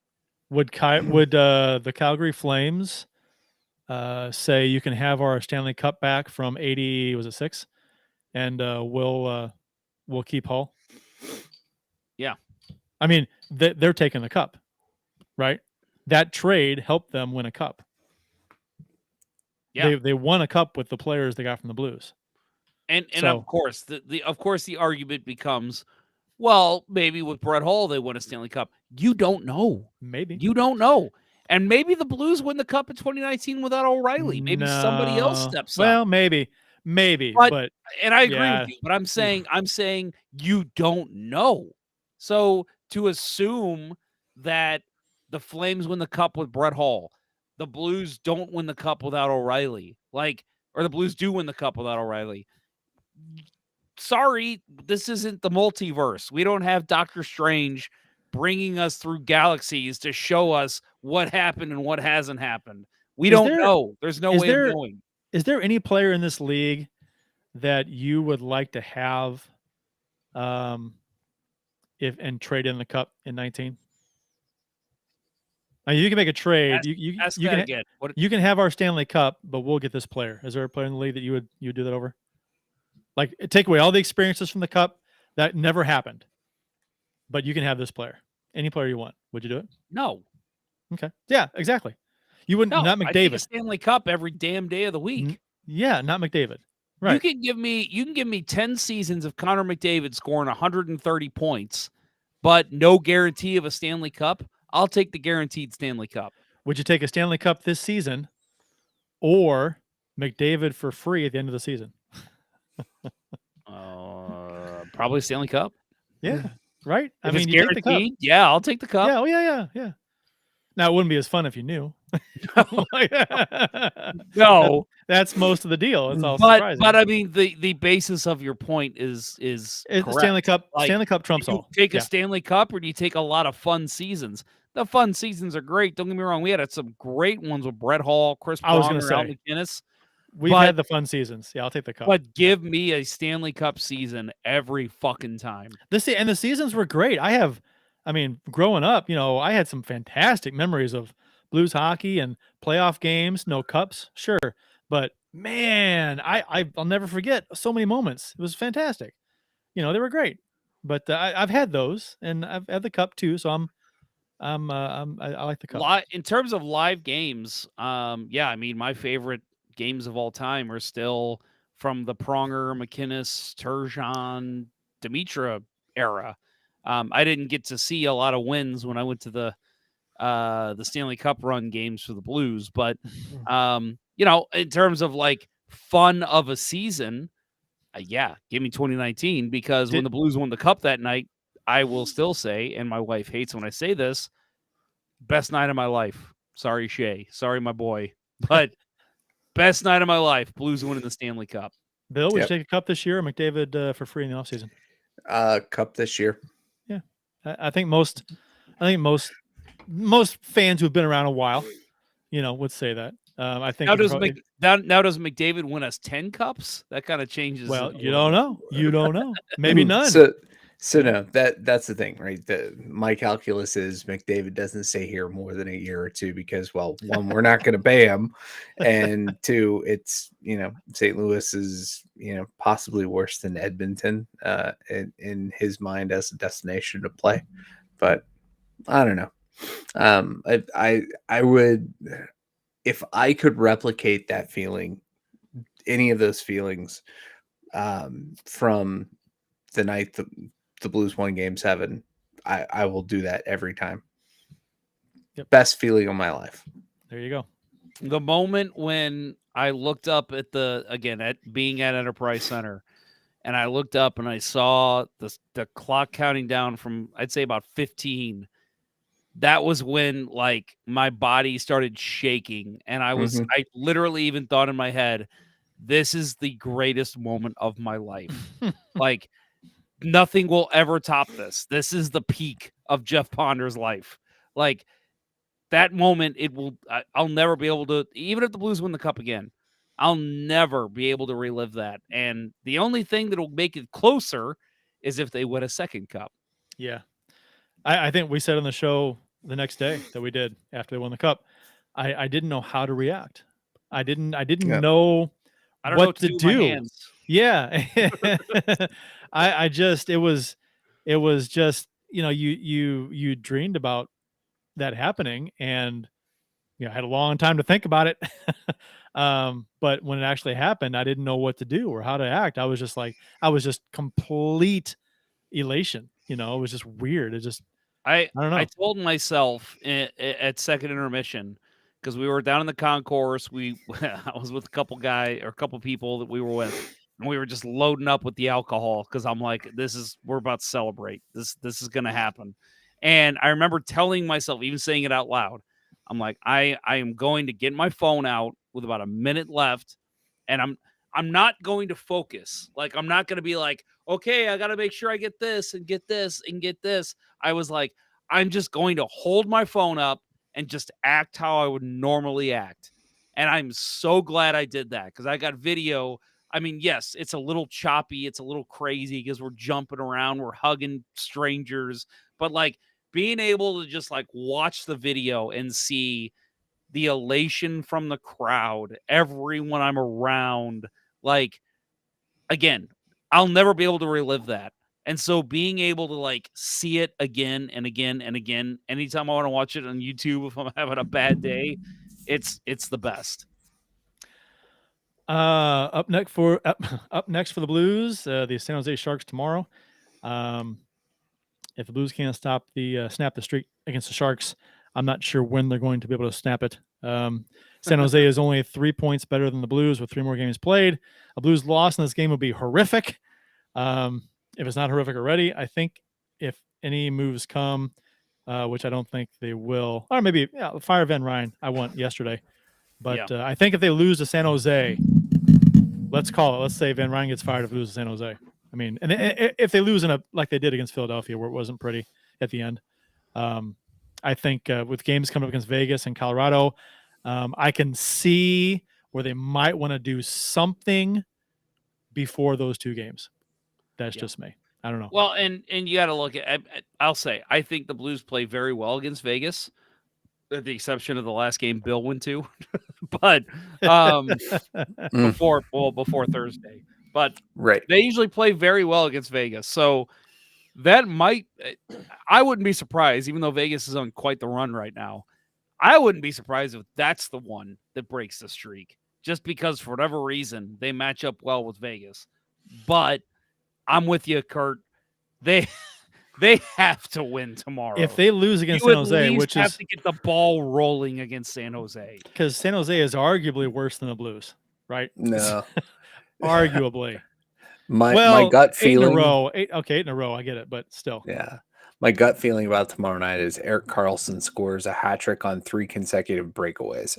Erik Karlsson. I still say Blues win in a walk. I guarantee you. And you know what? Why do I have to drink something if I guarantee? Eric Messier didn't have to drink a gallon of chocolate milk when he guaranteed a Game 6 victory or Game 7 Eric victory. Messier. I'm sorry, Mark Eric Messier. Why did I say Eric Messier? I was thinking Eric Lindros. Eric for some Messier is reason. a shitty. I think he's a shitty forward defenseman, isn't he? I was thinking Eric Messier, Lindros. Colorado, right? Mark Yeah. Messier. Yeah. I was thinking. Yeah. Why was I thinking Eric Lindros in my head? Because of that. Yeah, there you go. Maybe right it there. was. That. Yeah, it probably was. That's You showed why. me that. That's why it was. You showed me the Eric Lindros rookie card. Why do you have to drink something, Kurt? Because you can't make a claim like that without having repercussions. Mark Messier didn't have to drink a gallon of chocolate milk if he lost. You're not Mark What he Messier. probably I'm did. sorry. I'm the podcast Mark Messier. You are not, sir. Very close. Very close. That is my point stands. I don't know who. That so is what? I Mark almost Messier said can Joe make a Rogan. That's not even Joe correct. Rogan. No thanks. No. No. Man, who has a good podcast outside of us? Not many.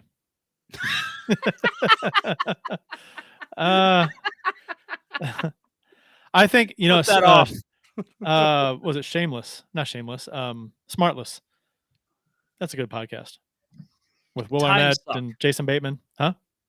Time Suck. You ever heard of the Time Suck podcast? You told me about it. I have not checked it out. That's a great one. Smartless has had by, Brendan Shanahan and Gretzky on too. Dan Cummins. For anyone who's interested in history, which I want to say Ken Morris, you've said before you are. The Time Suck podcast from Dan Cummins is great. It's a comedian basically who learns about a historical event and then tells it in a very comedic way. So there's some really good episodes in there. But anyway, no, you know what, I'll say it. Andy Strickland. He's the Mark Messier of podcasts. No, I won't say that either. Sorry, Andy, we love you, friend of the show. But no, you're not Mark It's Messier. me. So It's you me. have to Just have let's move on. Let's move on. you have Let's to move- have repercussions. No, for I making a don't. claim I like don't. that. Yes, No, I you don't. do. No, when Grant Fuhrer guaranteed a shutout in Game 7, You're he had not lost- Grant Fuhrer. it's a guarantee. What's the difference? Okay, Messier, let's go the other Messier way. should have used the chocolate milk. Jim- Yes, he should have.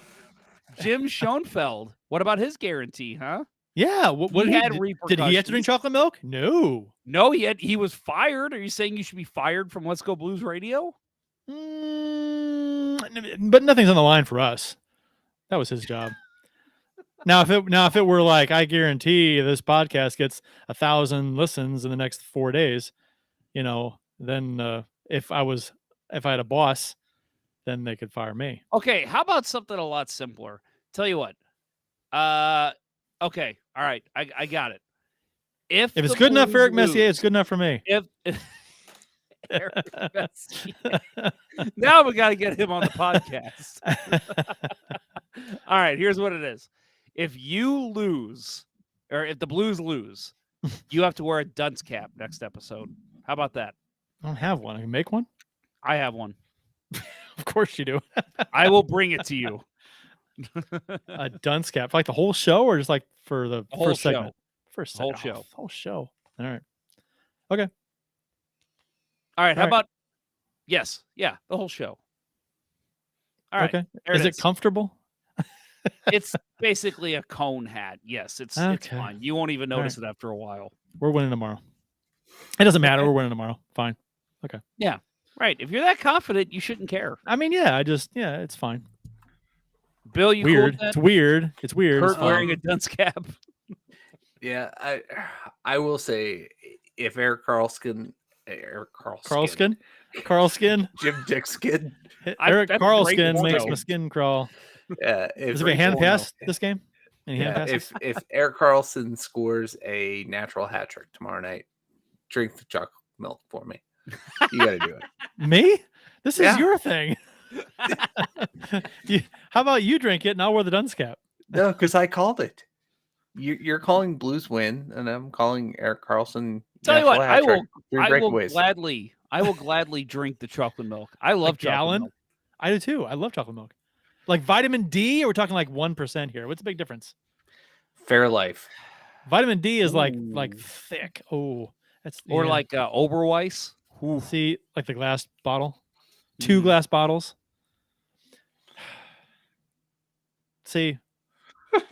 See, you go down He this won't road of commit. like, He's not. you gonna got to commit. do something. You guaranteed it. Well, I'm just saying we can't sit here and make guarantees on this podcast and Sure just we have can. nothing happen if it Sure. doesn't happen. What's the Tommy Boy line? You can stamp guaranteed on a box, or I can shit in a box and stamp guaranteed. Whatever he says. Tommy Boy, the movie. Yes, I know, one of Yeah. the best movies of all time. Yeah, it's something about guaranteed. About something about being guaranteed. Doesn't mean anything. Wait, It's it just has a to be word. the- It's it just a has to be word. it has to be the butcher's ass. You can It has to be his ass. I don't know what it is. I'm sure someone's listening to the podcast yelling the quote into the into the speaker saying, "You idiot! It's this."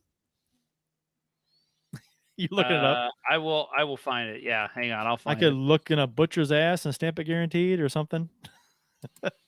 Because it's they something- know all they sold you was a guaranteed piece of shit. That's all it is, isn't it? Hey, if you want me to take a dump in a box and mark it guaranteed, I will. I got spare time. There you go. That's what it was. So guaranteed doesn't mean anything. It's just I'm very confident. Well, I think on this show, if we're going to make guarantees, we have to have repercussions if we don't. It makes the show more fun. Come Okay. on. All right, fine. A little All right, hokey, dunce but cap okay. it is.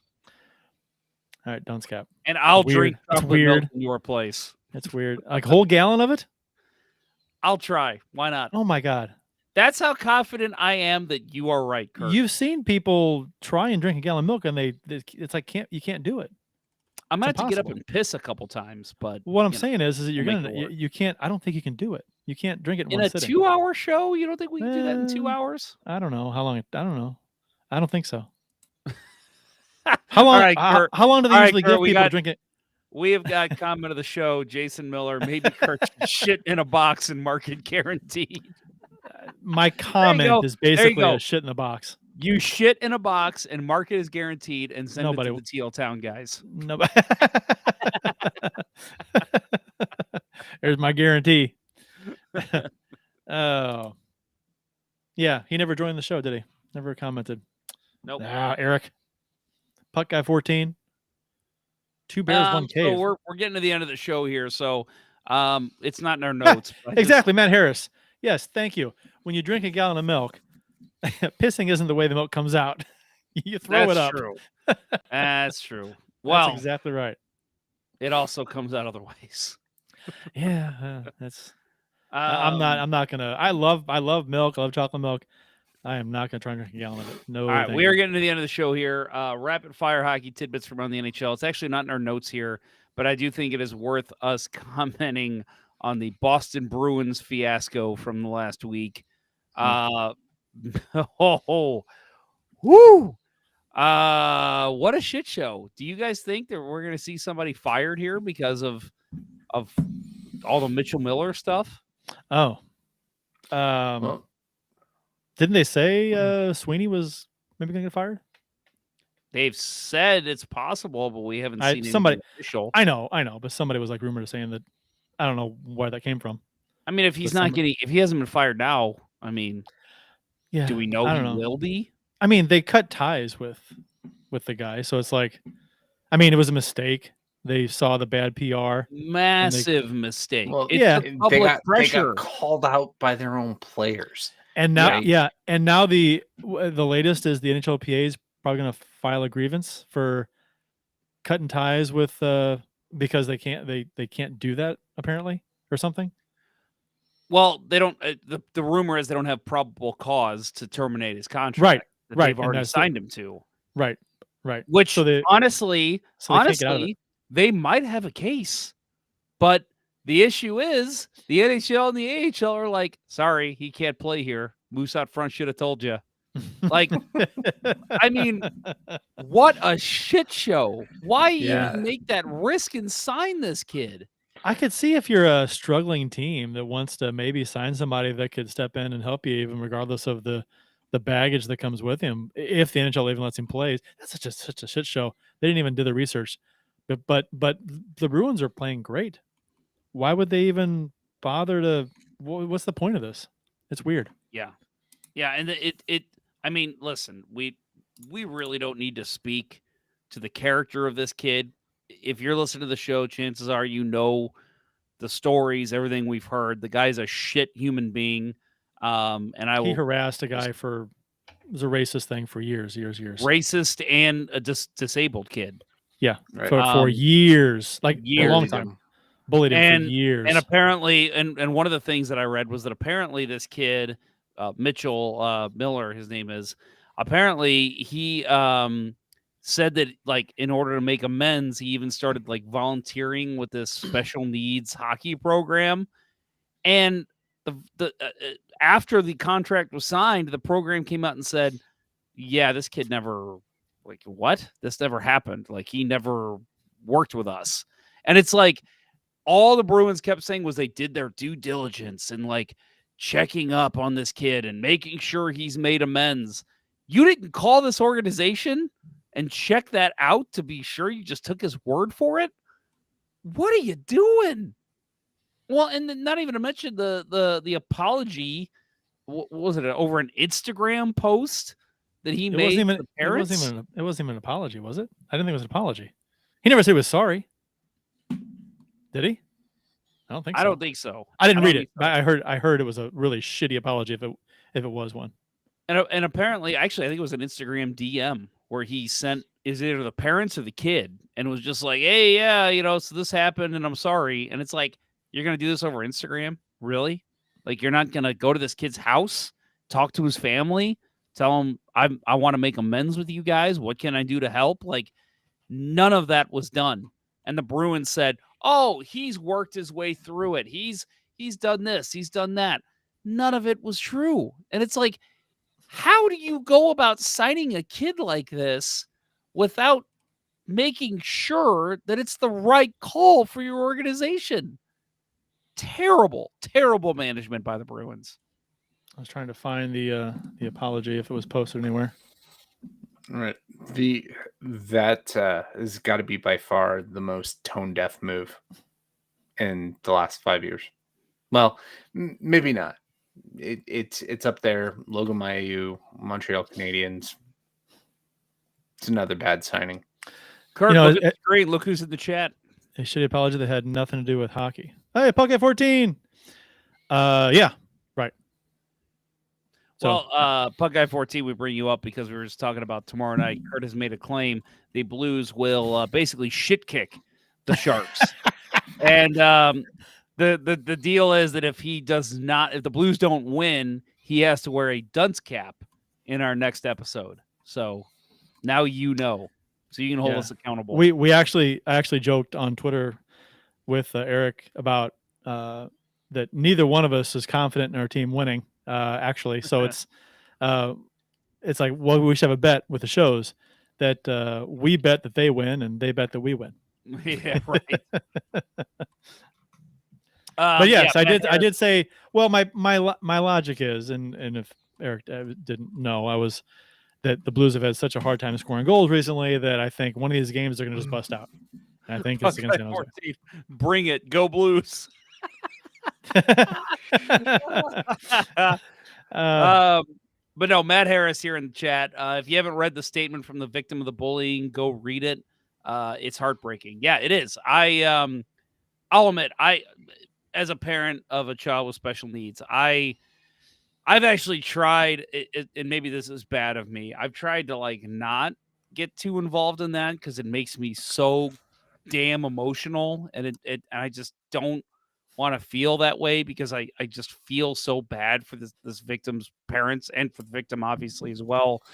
And so it's it's hard for me to even like talk about. It's rough, and I just know that this was a bad call from the start. The Bruins did not do the work they needed to do before checking this out. And the fact that the NHL pretty much right away said, yeah, this kid's not eligible to play in the NHL, so I don't know what you want us to do.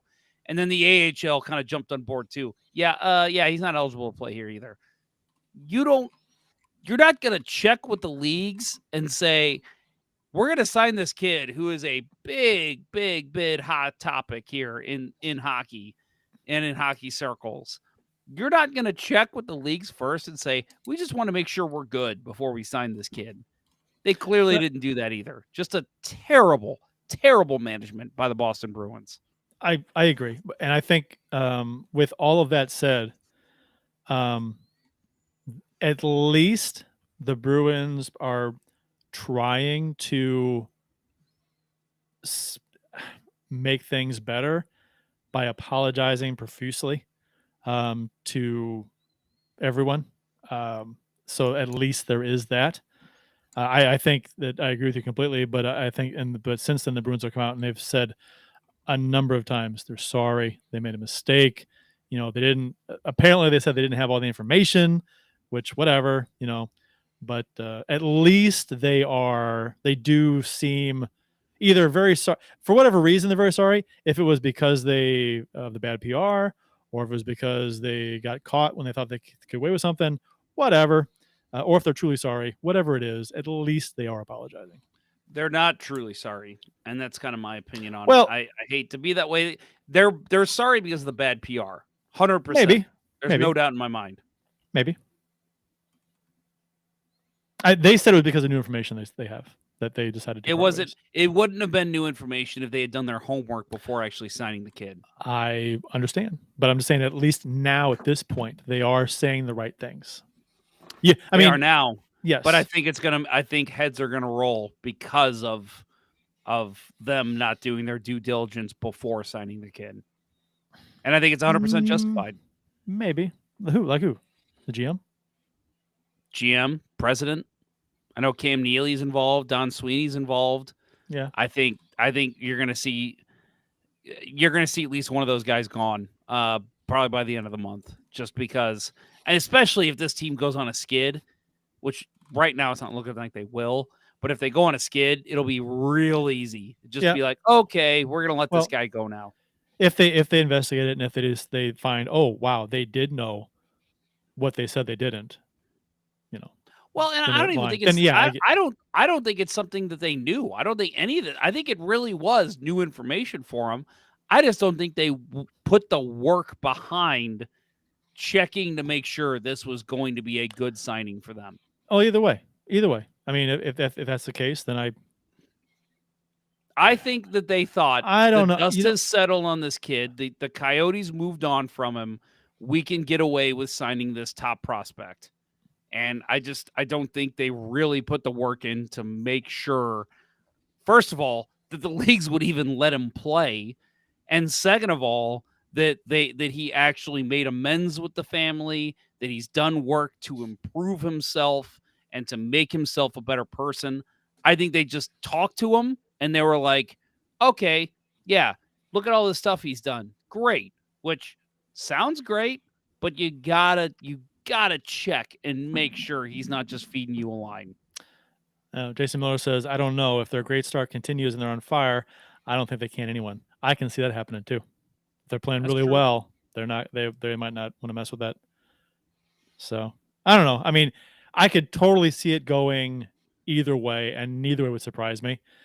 Based on the atmosphere that has surrounded the NHL in recent years for various bad PR things. It wouldn't surprise me in the least if the Boston Bruins do nothing, aside from apologize. Or it wouldn't surprise me if a couple guys get fired. I don't know. I'm curious to see what happens, but it would not shock me either way. I don't see Cam Neely losing his job over it, but Yeah. Don Sweeney possibly. GM there has been, he's done a great job up until this move, but I think that that the GM role would be expendable. So you guys think that when it was announced he couldn't play in the NHL, Cam Neely threw a water bottle across the press box? Did he throw it at Jordan Bennington or Nazem Kadri? Nazem Kadri, yeah, good question. Who do you throw was there someone directed at the water ball was directed at? That's the question. At Don Sweeney. At Don Sweeney. Yeah, it was at Don Sweeney. Yeah. Someone needs to make a little short video or a GIF of Neely throwing a water bottle at Kadri. It'd be kind of funny. Splice some two videos together. And real quick, Evander Kane's wrist injury. I don't know how many of you saw it or heard about it, but so ugly. Yeah, Patrick Maroon in the game last night inadvertently slit Kane's wrist with his skate when Kane was down on the ice. Maroon came by and kind of picked his skate up around, and it just slit. You could see it. And instantly there was a big pool of red blood on the ice, and he jumped up and screaming as he holds his wrist, as he knew he was sliced bad and he was losing blood at a crazy rate. Right. Sliced an artery. Right. And you called it, right? The dark blood. Yep. Right. That was an artery. And and so much. Today they announced he's out 3 to 4 months. Yeah, it's crazy. So that's for sure a massive cut. Hopefully it wasn't hopefully it's not something that's going to completely derail his career, but man, that he's somebody who that happened to a few years ago. Happened to someone, and his career was never the same.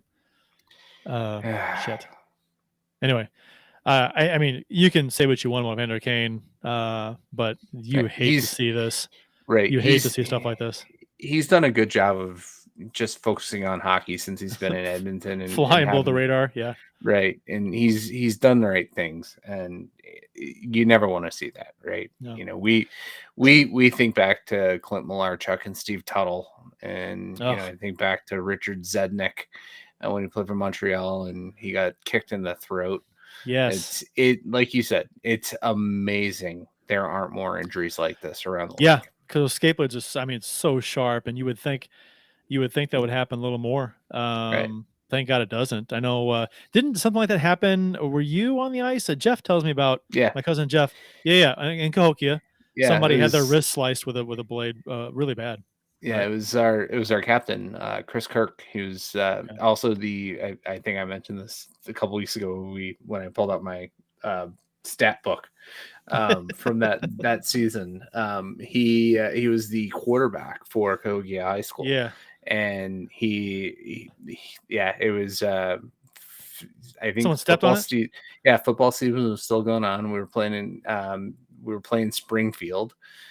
They came down, and it was I think whenever they came down, we would play them back-to-back games because that's a long trip, so you get 2 games against them. And I think it was probably in the second game, and something happened, and Chris went down at our blue line, and big rangy defenseman. I remember him. He wore one of those ugly Cooper helmets with the bubble mask, and for whatever reason, he saw Chris go down, and and it was just he jumped, but he didn't jump high enough, and he jumped up enough, and it went right across, probably an inch from hitting the suicide artery. It was really, really bad. And yeah, your cousin, at cousin Jeff, who showed up used his earlier, jersey, right? His jersey was used as a tourniquet. It was his jersey, and that is when I learned that hydrogen peroxide is what you use when you're trying to clean blood out of clothes. Oh, there you go. Good to know. Yeah, I had a situation. It was probably about 2 years ago now, in one of my ice hockey games, where it was I had gone down to the corner, and there was a guy who had come in, bumped me, knocked me down. Another guy comes in, and he was coming a little too hard, and it was like right as I was going down, and I heard him yell, "Oh shit!" And I like turned my head, and I see him coming, and he jumps up, and I'm like, "This guy is about to cut me open," and he did. He landed right on the the bicep guard of my shoulder pads, or my my elbow pads. And I mean, if it had been an inch more on the inside of my arm, he would have cut my bicep open. I mean, and I would have been bleeding all over the place. And he instantly, because he came down hard, and there's still a mark on my elbow pads where you can see where that skate came in and cut the padding. And I mean, instantly the referee blew the whistle, and he comes over, he grabs the other guy, and he's like, give him room. And I look up, and I'm like, I'm good. I'm lucky. I'm good. And the other guy, well, like, he's like, dude, I don't know if I can play the rest of this game. Like, he's like, I thought I just cut your arm open. And I'm like, so, yeah. Luckily you didn't. Luckily you hit my pad. I'm like, had I had my arm turned a little bit, this would have been a different situation. But it's scary. I mean, I'm surprised it doesn't happen more. You say it doesn't happen more. I'm surprised it happen more in men's leagues, like beginner leagues. Yep. Like, how does it not happen more often? Guys fall on more often. Yeah. Yeah. Well, I do think part of that is that I think the risk is higher in the NHL because they sharpen their skates between periods, sometimes during periods, right? Men's league, you might sharpen your skates once 2-3 times a year, right? Right. If you're really dedicated weekly, right, and have access to a machine, I guess. And as you guys said, like, to just reiterate your point about Evander Kane, I hate the guy.